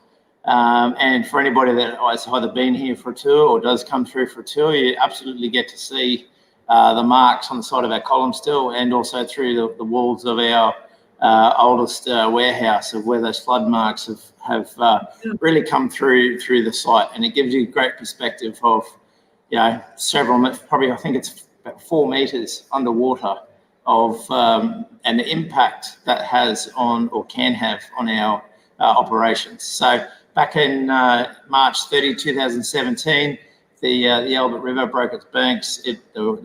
A lot of rainfall in the region, and the floodwaters came up, flooded the building and the warehouse, and then dropped back down in a matter of hours. So at the time, we had 2 ferments down. So for us here, we have 6 30,000 litre fermenters. So we had 2 30,000 litre ferments down at the time. And that was all well and good then, but with the floodwaters that came through, it knocked out our production and our process pumps, our electrical systems, and so the distillery was actually out of action for 4 months. And so those ferments were kept in the tanks, and so the distillery team here at the time decided to hold on to them, baby them, over that period until the site was operational again. And so they were the first 12 barrels distilled out after everything was back up and running. And so it's quite a unique character that we are really picking up on in this 3.5-year-old spirit since that time. Mate, amazing. Yeah, it really is, and I think it's like a capture of history in a way, isn't it? It is. I think one of our local Beenleigh fans here has actually done a bit of archive work, and there's something like 18 flood events in the 136 years that have been, you know, with the river here. But there's three big ones that we've had: 1887, 1974, and 2017. And if you're actually here on site at the distillery, the 3 flood marks, you know, easily over 100 years difference. They're about that far apart from each other in height. So it's think like we think of these as, and they are like quite disastrous events, but in a lot of ways it's kind of irrelevant if we were there or not. This is just nature doing its thing every time. Oh, absolutely. And that's the thing, it's part and parcel of the Beenleigh heritage, and particularly with this release that's now been ex-bourbon barrels for 3.5 years, and we're already eyeing off a 5-year and 10-year release out of the 12 barrels that were originally distilled. So that's the distillery exclusive bottling flood rum. It was to be released on March 1st, but we've pushed that back now to actually to celebrate the anniversary of the flood. So it will be a public release through our own rum club, 26th of March. That'll be available. So now getting to the tasting side of things. It really is unique, I guess, for an Australian rum profile. Like I was mentioning earlier, just to look at our traditional rum profile would be, as I said, column, pot, vat, and barrel. Where this, because of the fermentation, this is the real star of the show here. And so when we compare this liquid to, historically what you'll see coming out of Jamaica, even down in the Demerara, Guyana, for those longer ferments. We really start to see some of that traditional funk and fruit esters really drive here on the nose and the palate. Actually, just messaging with a few people here during the call, and then their comments and feedback on the nose here is just musk, fruit, bubblegum type, high fruity esters coming out. Banana, pineapple, guava, and if you let it sit and open up. And go back to it after 10-15 minutes, you'll start to see that richer leather tobacco notes come out. Yeah. Guys, if there's any questions as well, feel free to put it up on Facebook or on YouTube. So, mate, that's it definitely does. That ferment really comes through strongly for me, as well as the flavour itself. I mean, we're talking about 46%, and it's really got a texture to it. Oh, absolutely. It is. It's really different to everything else we do here. And so, when we look back at 20 odd years ago for Beanley's history, mid 2000s, 2005, 2010, the site here was actually doing 100% Pombe yeast fermentation. And so that was, at the time, was creating a lot heavier flavor profile. And it was actually, by the time it was blended prior to going to barrel, it was diluted back with standard VCA yeast distillate. Basically because at the time, the Australian rum consumer palate really wasn't where we start to see some of these, overseas international products coming out of, let's say, Jamaica, Demerara particularly, with that high funk, hogo, high ester drive that we're really starting to see through the international rum market. So I guess in answer to Lamb Chopper's question here, like really just trying to ease that into the Australian market and the kind of flavour profile that people expect from Beanley is why you also put in the vat, or is it also just a consistency issue? Yeah, so we're part of, this is a long answer. We look at our vats here. Part of the heritage listing of the site, as I said and touched on earlier, we have 120-year-old vats, we have 100-year-old vats. Now, with those and the provenance of those particular vats, it's actually quite difficult to maintain the condition of the vat to that age. And so part of that, we do have to keep liquid in the vats, otherwise they dry out and they'd collapse, and there's 100+ years of history gone. So with our white rum that we have, that because the 2-year rum rule in Australia, we will put the rum in those, or spirit in those vats for that minimum 2 years, and so that it's also helps keep those vats maintained. It doesn't offer a lot of colour or flavour, but at the end of the day, for Australian white rum, 2-year aged, has to be basically charcoal filtered afterwards. And so we actually have to, like, minimal intervention basically on our white rum out of those old vats. Now, when it comes to like if I flip to the Inner Circle range, for example, that's a combination of 5-year barrel age with a smidge of our 10-year vatted rum. So the vat maturation, we're really pushing more of our volume to barrels than we have in the last couple of years. Just in the last 3 months here, we've had over 400 fitness-filled bourbon barrels come out of the US. So it is a big driver for us right now. We've got, our warehouse is quickly filling up, and so with the vatted rum, then that's where we allows us to do a lot of blending and a lot of blends in scale. We've got bulk contracts that we have with various customers, and we actually export well more into Europe volume than what we sell in Australia, and we have been for the last 3 or 4 years. Yeah, I was actually meaning to ask you about that. So, I mean, you're doing some really interesting things there. I've seen a couple of things. I don't know how much we're allowed to talk about, but I've seen a lot of interesting things being talked about in the UK about what you're doing. What can you say about what's going on there? And what, can we get a little scoop or? Oh, absolutely, always. So as of last week, we have the Beanley 10-year-old, which has always just been a distillery exclusive here, or very difficult to find on-prem or through the trade. We have the Inner Circle Green, Inner Circle Black. So those 3 products now have European distribution through Valier and La Maison and Valier. And then and then La Maison de Whiskey, which is the partner with Valier, will take that into the UK market for us as well.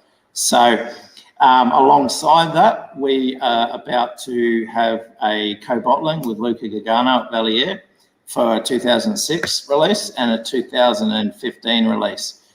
So they'll be bottled and released mid-April. And so aside from that, we've got a lot more going on that I can't talk about until mid-year when they will get released. But But just in general for the European market, and so everybody is aware, we do what we do export. We currently have, I think the number is 18 different independent bottlers that have Beanley rum released in some fashion or another, anywhere from 2 to 3 year old right through to 13-year-old. Yeah, right. Okay.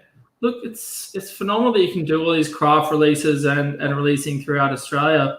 Do you think part of classifying Australian rum is going to be in creating that categorization to the world? How do you think the world sees Australian rum globally? Do you think that we're defined in a certain way, or?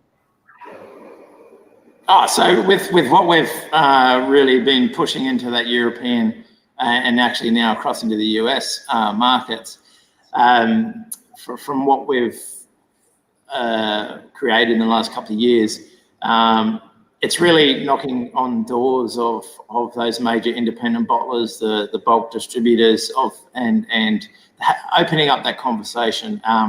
The liquid and quality of liquid speaks for itself. That comes first and foremost. And so then it's taking that next step forward, not just for us for Beanley, but what is Australian rum and how can Australian rum, go global? Absolutely no reason why we can't as an industry. And it's also, the likes of what, the guys here on the call tonight, like Lord Byron, Bricks, Hoochery. It's great to hear that they've got demand over in Germany. That's fantastic. Yeah, and so I think that's for the industry moving forward. It's we're really starting to turn heads of and get some attention in the global market of what is Australian rum. As I was saying before, we've got liquid in Europe and the US anywhere from 3 to 13 years old. So it's quite a diverse range that we do have available. But in saying that, I guess for another scoop, we've got some 15-year liquid on the horizon, and nobody else has that but us here at Beanley. So amazing. Well, I guess I know where I'm coming. Yeah, we'll just have to have another call. So. Well, I can't wait to actually come up in person. Obviously, we'll be up there for sugarcane soon as well. We're probably going to relaunch in Brisbane because of just how well things are going up there. And mate, I can't wait to get to that distillery. It's going to be fantastic. Yeah, everybody's welcome anytime. Just reach out, let me know you're coming, and or that you want to come in and basically give you the full meal deal, behind the scenes experience with myself and other distillers. So a couple of questions I see coming through here. Yeah. So navigating the export laws. I'm not sure if Jared's talking about navigating export from Australia or how to navigate the international laws in Europe. But how is that sort of challenging, and how are you going through it all? Into the European market, US market, really there's minimal rum regulations versus our 2-year rule here in Australia. And so, like I know in Canada, for example, it has to be aged a minimum year, but that's in a different market.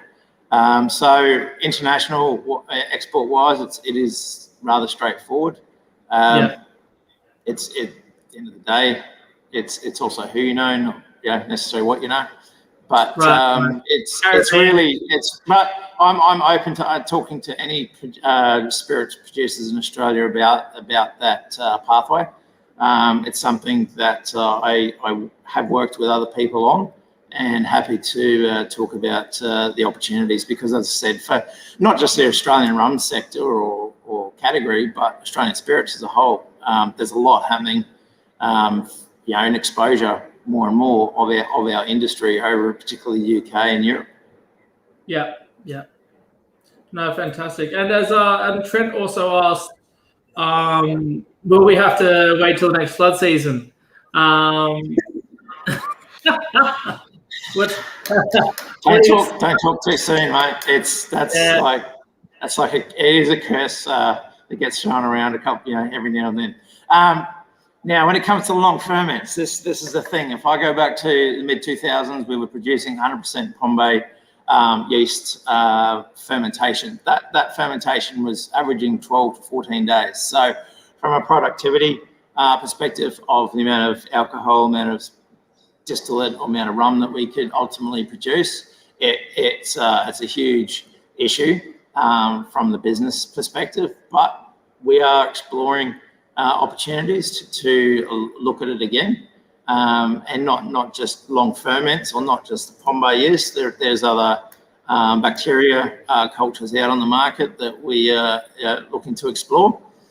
And so it's really seeing the maturity of the Australian, not just Australian, but international rum consumers. And there is been a big drive to high ABV, the highest type Hampden estate, Jamaican type flavors. And it's not, we've got our own product to create, and that's exactly what the Flood Rum is. It was something, we've made an opportunity out of what could have, or what was pretty much a disaster at the time, not just for us at the distillery, but the local community here. And so it's really, looking at that opportunity and the flavour profile that we are really seeing off the back of this product to then go back to the R&D drawing board and go, all right, how can we push a long ferment, high ester profile? Yeah. No, look, it's it's definitely on the drawing board. Definitely the drawing board. We'll see how many people pick up a bottle and how quickly you run out, I guess. But no, look, it's fantastic to speak to you about that. Look, it's really interesting to hear that. I guess defining your style, defining Bing Lee's style is something that is old, but still you're bringing out these new releases every time so that you can really start to define craft spirits as well as maintain your history and age in the industry. Absolutely. It's really cool for the team here, really to cherry pick some of the barrels and some of the liquid out of our vats and really allocate them to this distiller exclusive program. And it's really exciting to see. I know what we've got planned at least through to the end of next year for these releases. And so it's really, really cool to see some of the stuff we've got coming on the horizon, and also for actual general release as well. We've got some upcoming new products to look at the end of the year. So great, man. Well, it's fun times. Again, would really love to get the details of that and try and get as many members as we can to join the Bing Lee Rum Club as well there. And we'll be sending out a release obviously on where people can pick up the rum, and hopefully we can all get up there when we're allowed to travel, or when travel's a little bit easier, to see you. Absolutely. Just jump on our website, join the Bing Lee Rum Club, and I'll send you the details out to everybody as well. Watch out for release on March 26th, 27th. It is limited to, I think it's just a touch over 800 bottles for this release. And to be honest, I've had that much interest from the European market just off the back of this long ferment. It's a bit of a one-of-a-kind product, so it will go quick. I encourage everybody to keep an eye out for it. Thanks, Tom. Thanks, everybody. Thanks, buddy. Cheers. Thanks, mate. So it's amazing to hear, I guess, the nature of everyone that's come so far today, and talking about people and their brands, their portfolios, in defining what is Australian rum. Are they new? Are they old? The local ferments that we see from Urban Cane, the style of water you add from Lord Byron through to using wine casks, the influence of sustainability even is all part of the influence and culture of rum in the new world market. Then you see the old world market really focused on being appealing to their markets and to their people. Bing Lee has been a rum that's been around for generations upon generations. For them to be able to do the liquid that they need to do for the current market, as well as the new market that's emerging in the craft spirits, is phenomenal. Right through to Hoochery, who have been one of our first craft distilleries and still hand making everything. And to hear their drip filtering this overproof, which I won't lie is one of my favorites from their range, is just phenomenal. And 60% still are sold locally for them. It's fantastic. Rum is culture, and I think it's really hard to exclude the fact that ultimately who decides what we're drinking is the people that are buying the rum. Good rums will succeed and they'll sell and we'll keep making them.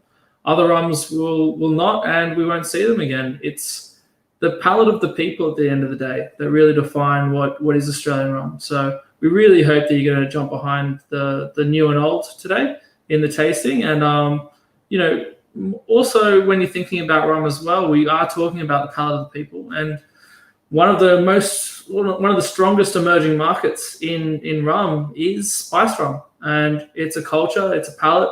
For me, it's almost a bottle of old fashioned.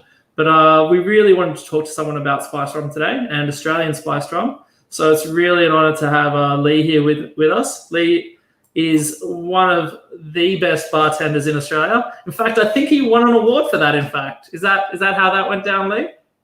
That's ancient history, mate. Oh, I don't know, man. It was close enough for me. Lee, honestly, thank you for joining us to talk to us about rum and about, I guess, your journey with the Adelaide Hills Distillery.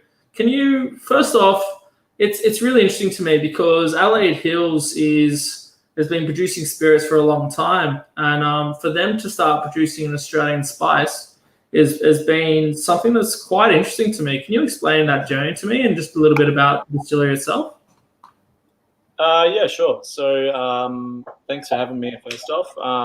It's an honor to be on this show and follow such amazing producers. I love all of the products that we've had so far. It's been incredible. And what's so great is to see such incredible representation of Australian rum. So I've been working with Adelaide Hills Distillery for a year and a half now, and part of why I came on board with them is that I love their approach and the way they go about things. Adelaide Hills Distillery, they like to defy convention and kind of do things in a new way. So I think this is a great example of it. Obviously, we're not legally called rum in this country, so I like to call it Australian spiced because it's not only not rum, but also completely different, like everything Adelaide Hills Distillery does. It's, we started out and as our very humble, but also, shall we say, direct, very Australian distiller, Sasha said, he decided to take this angle because when he did a bit of a lineup of traditional spice rums, he couldn't even make it through because he thought they all tasted like shit. But no names here, right? I'm not saying I hate all spice rums, and I'm sure Beanley and stuff wasn't in that tasting. I'm sure it was the big overseas brands that we all know. And aren't naming. We don't do that here. No, I'm not doing that. I have had a couple of rums. So. No bad mouthing, no. But I think what he took from that was like, and this is kind of, I think, what is making this whole craft market explode is that it's rethinking things and taking a new approach. So rather than just taking the traditional angle, which would take a really young rum and then caramel the shit out of it, and then hit it with some vanilla essence and some other bits and bobs, and then marketing it as a spice rum. He very much wanted to take the same angle as kind of how we take the rest of our products. And so I think when you taste it, when you look at it, you can already see it's like, one, it's got a light color from the honey, but you can see it's definitely, how many other white spice rums have you had? It's like it's not exactly. We're not exactly in a large market, and that's kind of part of what I love about everything we do is like, we don't focus on the market first. We focus on the quality of the product first. Can you take us through, I guess, a little bit of those spices and what the flavor? So obviously, rum is something that comes from a shall we say European tradition, and then Caribbean from there, brought to this country. And traditionally, spice rum has kind of developed, with a very particular style and a very clear kind of tradition around what that would be. Probably, coming from the Caribbean, so vanilla and citrus and that sort of stuff.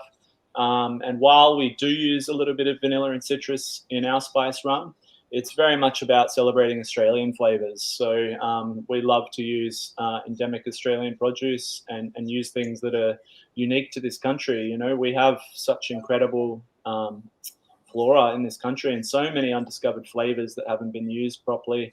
Unfortunately, they keep getting claimed by like beauty and makeup industries, and like we need to save some for like spirits and food and drinks, or rather take them back, before they become just associated with soap. But it's, there's so many crazy flavors out there. So with this, we've already got a few. So straight away, like cinnamon myrtle. The cinnamon myrtle is really guys at home, please do. so nice sweet finisher. Really, really clear. Really comes through. Again, it's like this amazing Australian plant. The leaf.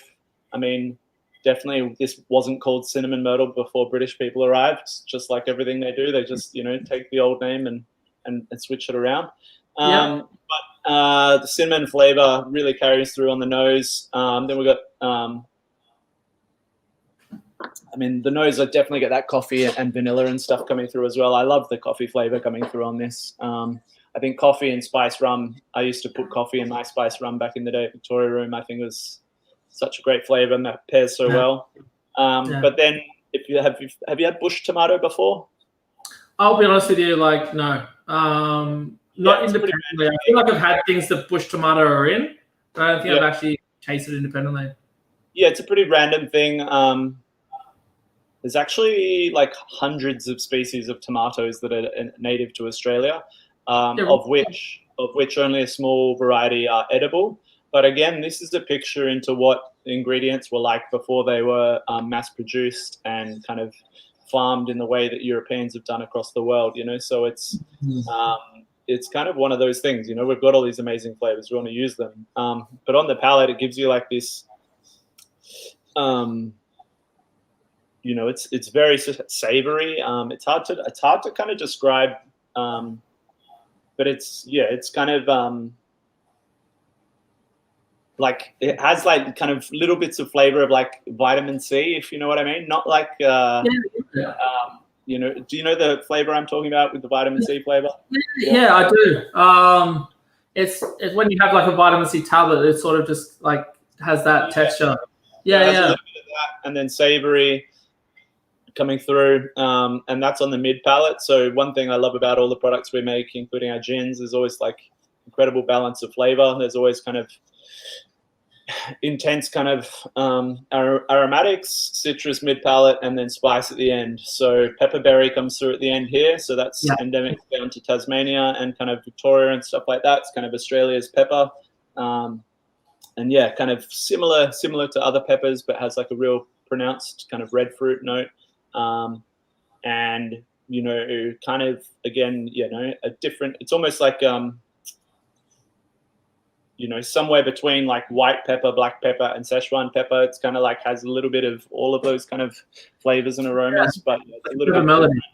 Yeah, and then the honey also gives it like a bit of its own kind of aromatics and kind of different things coming through. Yeah. And you can even use a different type of sugar from what I remember as well. So this one is made from both molasses and sugarcane. So it's distilled on the East Coast and then shipped to us, and then we pot still it again. So first distilled there. Both of those cultures, aren't you? Cross. Yeah, so a little bit of both. And then we do have rum in barrel as well that hasn't been released yet. That'll be something that comes soon. And that's kind of made, with kind of cane honey, that sort of thing. So yeah, evaporated sugarcane juice. So you have, still some of the characters of the fresh sugarcane, but still very much tastes like a rum rather than a rum agricole or something like that. Yeah. We're really looking forward to tasting that. To be honest, I don't think I've ever tasted a sugarcane honey distillate, like a rum that is young. To be honest, it's been in barrel now for a few years, so it'll be coming out later this year. So keep your eyes peeled. Right. Yeah, a little bit of a scoop there for you, and and yeah, that's gonna be delicious. Definitely chocolate orange, 100%.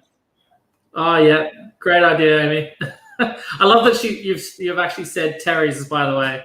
You just they're Jaffas here, Amy. Come on, mate. You've been here long enough. No, very true, very true. Mate, I guess while I've got you, talking about the rum category as a whole and how you feel about spiced rum, it's always been interesting to me. I guess the separation of rum and spiced rum. End of the day, it is one big family. But since you are actually producing this or being the ambassador for this, what are your thoughts? Because I know you have some strong opinions about rum and representing spice rum now as well. That's uniquely Australian. What are your thoughts on the relationship between the two? Well, I think it's really interesting, and that's why I think this is a good rum to talk about for this, because obviously rum for a long time was more and more about cheap rum spirit, cheap kind of products. Amy, gold. Blackpool. So it was more and more about marketing, more and more about cheaper quality, that sort of thing. Now with things flip on their head, and now it's the top end of the market that's really growing. People are starting to treat rum, good quality rum anyway, as a high quality spirit, and I think spice rum has a really hard part to play in that, because it's like most spice rum isn't that, right? It's very much aimed at the kind of the shooter and basic mix market, at the bottom end of the market, for nightclubs and cheap bars and that sort of stuff. And that is because it is, a little bit sweeter, a little bit, it's got obvious spice flavor, it's kind of really easy to drink, so I understand, it's clear why it's popular, but is it possible to also exist with a spice rum in the kind of the premium market? I don't know, Yeah, I do like to think that it's possible. I'm pretty sure you and me have had a bottle of rum and a rant at some stage about this, and I really do consider the fact that what we're in a way doing with spiced rum is creating a bottled old fashioned. In a large point of fact, because an old fashioned is just a mixture of base spirit with some bitters, which is a herbaceous mix of spices with sugar and a touch of water. So, I like to think that at its classic, at its base level, that we have been making spice rum for years. And then mix it with Coke. Okay? That's where it hurts.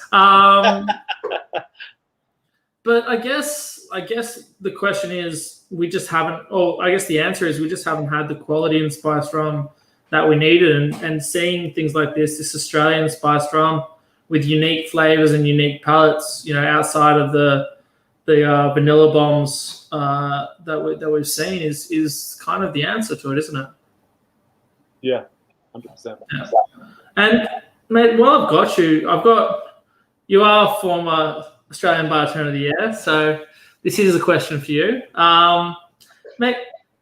Where do you think Australian rum, after tasting the melody of flavors we've tasted today, where do you think Australian rum lives in cocktails as a whole? Do you think that we have a part to play in classics? Do you think we need to reinvent the wheel? What are your thoughts? Well, you know me, I'm not a stickler for classics. I always like to look backwards, but I'm always looking forwards. I think, one of my favorite things to say is if Jerry Thomas had a blender and access to, bananas and all sorts of other crazy shit, he wouldn't have been making just boring old whiskey and vermouth drinks. It's yeah. It's one of those things. It's like You know, we shouldn't just be bound by this like tradition. The reality is, in the modern day, we have access to so much incredible. Yeah, 100% Trent. Definitely, there's definitely notes of that Szechuan pepper. For sure. And yeah, we're not like limited to kind of you know, that sort of stuff. So I think it's one of those things. You know, you definitely have to look forward, and I think that's what's so exciting about rum, right? It's the pirate of all spirits categories. It's, you know, there is such diversity. Like, even you look at the difference in the spirits we've tried today, and it's you know, there's so much to play with, so much to unpick. You know, that's just also the challenge with rum, is that, you know, it makes it harder to kind of educate people on quality, because you really do need to understand things a lot more deeper before you can kind of clearly understand the difference between good rum and bad rum, and you know, what you should be unpicking, and how do you use it in serious cocktails and kind of good quality cocktails and that sort of stuff. I mean, I guess you know, one of the easiest ways to identify any spirit is through like a daiquiri or something like that, to really break it down. And like, you know, you're looking at just basically a spirit, lime and sugar. It's a really nice, easy way, or an old fashioned. I guess the Australian palate is very much linked to that big, bold and brash sort of flavors. Well, I guess by Australian palate, I mean the heavily aged stuff. But yeah, it's been a really interesting journey, hasn't it? Yeah, totally. I mean, I think you know, with the boom of Australian gin and Australian whiskey really going off, like, it's clear to hear from the other guys today, you know, the craft rum movement is happening, and it's really exciting. It's just like, how do we highlight that? How do we make it clear that there's a difference between, you know, the Australian rum they might have tried before, you know, when they were 17 or whatever, versus the Australian rum that's happening now. You know, I think it's, you know, it's got to be through good cocktails. Yeah. And mate, to be honest, it's great to see someone using native ingredients as well. You know, we don't see enough of it, and Australia's flora and fauna, since its original owners, have produced phenomenal food and phenomenal flavor. I see that in some of the cocktails you use at your own bar at Rosebarn and Fuller and other places as well. And it's, you know, we always forget that there is a traditional owner of the land, and that there was an amazing flavor and variety of flavor in the things they produce. So it's great to see a product that really highlights the local ingredients. Yeah, I couldn't agree more. I'm very stoked to work for such a forward-thinking brand. And yeah, I think that's a challenge out to all of you guys. When are we going to see some lemon myrtle rum bricks? Let's go, James. Yeah. Challenge accepted. There we go. All right. Well, look, honestly, Lee, thank you so much for joining us. If there's any other questions for Lee before we go back. All right. Awesome, buddy. Awesome. And so, guys, it's been like a fantastic journey with all these guys. Again, I think it's just amazing to see the variety that we've got in front of us. We've got some great products, and I think we're going to see some more amazing products as we both go into that international market with a few of these brands here. Probably all of them by 2-3 years time, and I guess where we're headed as a local market as well. You know, there's so much variety in Australia now, and our rum is defined by the rums in this room. This quality, this product is standalone, some of the best in the world. So I just want to invite everyone back on screen here, guys. Thanks so much for joining me today. It's great to see you all, and mate, great session, to be honest. Absolutely. Okay. You got anything to say, James, on Lee's challenge? Mate, I got to say, it has been flagged. The old lemon myrtle rum has come up a number of times.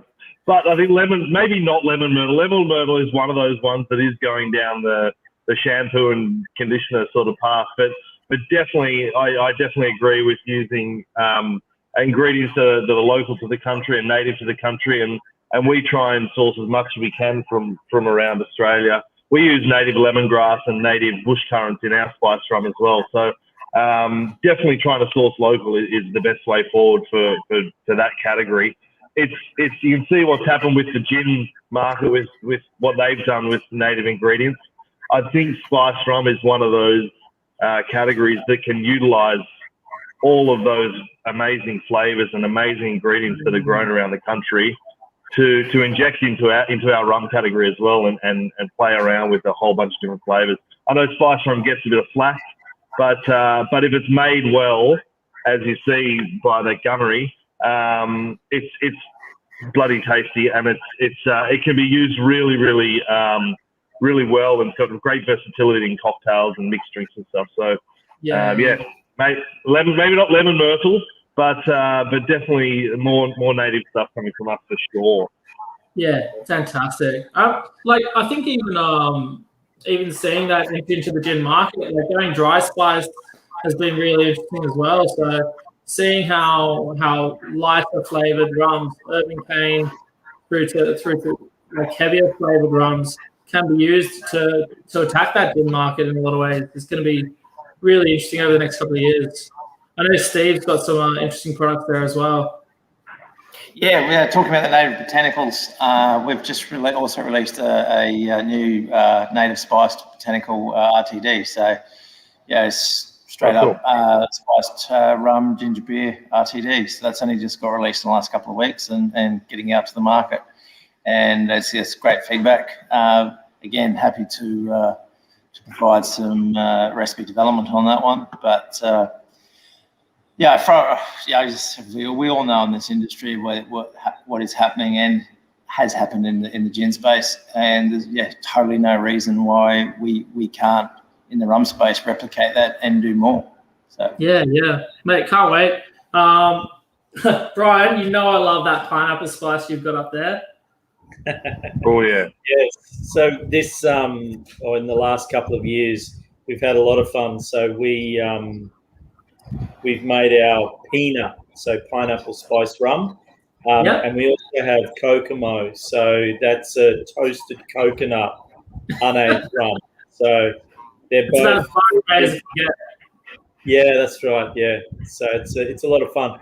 Very manual work to crack the coconuts and then toast them, but yeah, a lot of fun.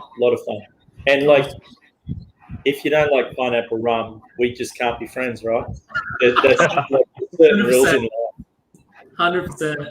Look, guys, I just want to say a massive thank you to all of you for making it today. I know this is a big chunk out of a Tuesday for distillers and ambassadors alike, and honestly, it's just a pleasure to have you all here today. Thanks, Tom. Well organised, mate, and thanks everyone for having us. I mean, I won't speak on behalf of everyone, but an absolute pleasure to be a part of it. And I think from all of us, we all speak the same language, and we all are trying to push the same story. So to everyone that's out there watching and listening, then drink good Aussie rums and drink better quality products, and you'll see better things from us coming day after day. So thanks for your support, and Tom, also always to you. Thanks for your support, and you other boys. Great to be a part of it. Great to meet a few of you too, Lee. Good to meet you, mate. I'm coming to see you in Bondi, mate. I've actually got your partner's business card right here. So don't talk to him. Don't talk to him. He's hopeless. I'll come and see you. Steve will be up there soon, Byron. Don't discount. We're all going to road trip it up the coast as soon as we're allowed. Steve, I'll be up at the end of April, Steve, so we should catch up, and Brian as well. All right, check dates on that. All right, guys. Thanks so much for joining us. Cheers. Thanks, Tom. Well done, mate. Yeah, thanks, everybody. So, guys, look, that's the end of our first session. It's fantastic that it was on Australian Rum. It's fantastic that we could have the people here today that we could talk about it too. Like we've said over the course of today, we are going to provide the contact details for these rums so that you can get access to them yourselves at home. But please just support local, support the guys that are here today, support rums that taste good. For a lot of people, moving over to Australian rum is a tough ask because of rums they've tasted in the past not necessarily being the quality that they needed. I think it's pretty clear from today's samples that that's just couldn't be further from the truth. So it's fantastic that you could all be here. Please make sure that you guys get a chance to suggest these rums out in public. If you've got a friend that wants to try the sample pack, we'll be making it available online for you as well. And we're going to keep this video up here for those that couldn't make it today or the Australia Post didn't really happen. We're going to really try and make sure that we can make it available a little bit quicker for you, and that we can have another tasting whenever we really feel like it. As for next month, we're going to talk about sustainability in rum. So we're going to have a bunch of new distillers in there, and as we've spoken to a couple today, it's really been an interesting issue, and hopefully we can start to talk about what is sustainability in both bars and in rum and how we're all tackling that together. Guys, I couldn't be happier that you all joined us today, and I really appreciate it. And until next time, much love and more rum.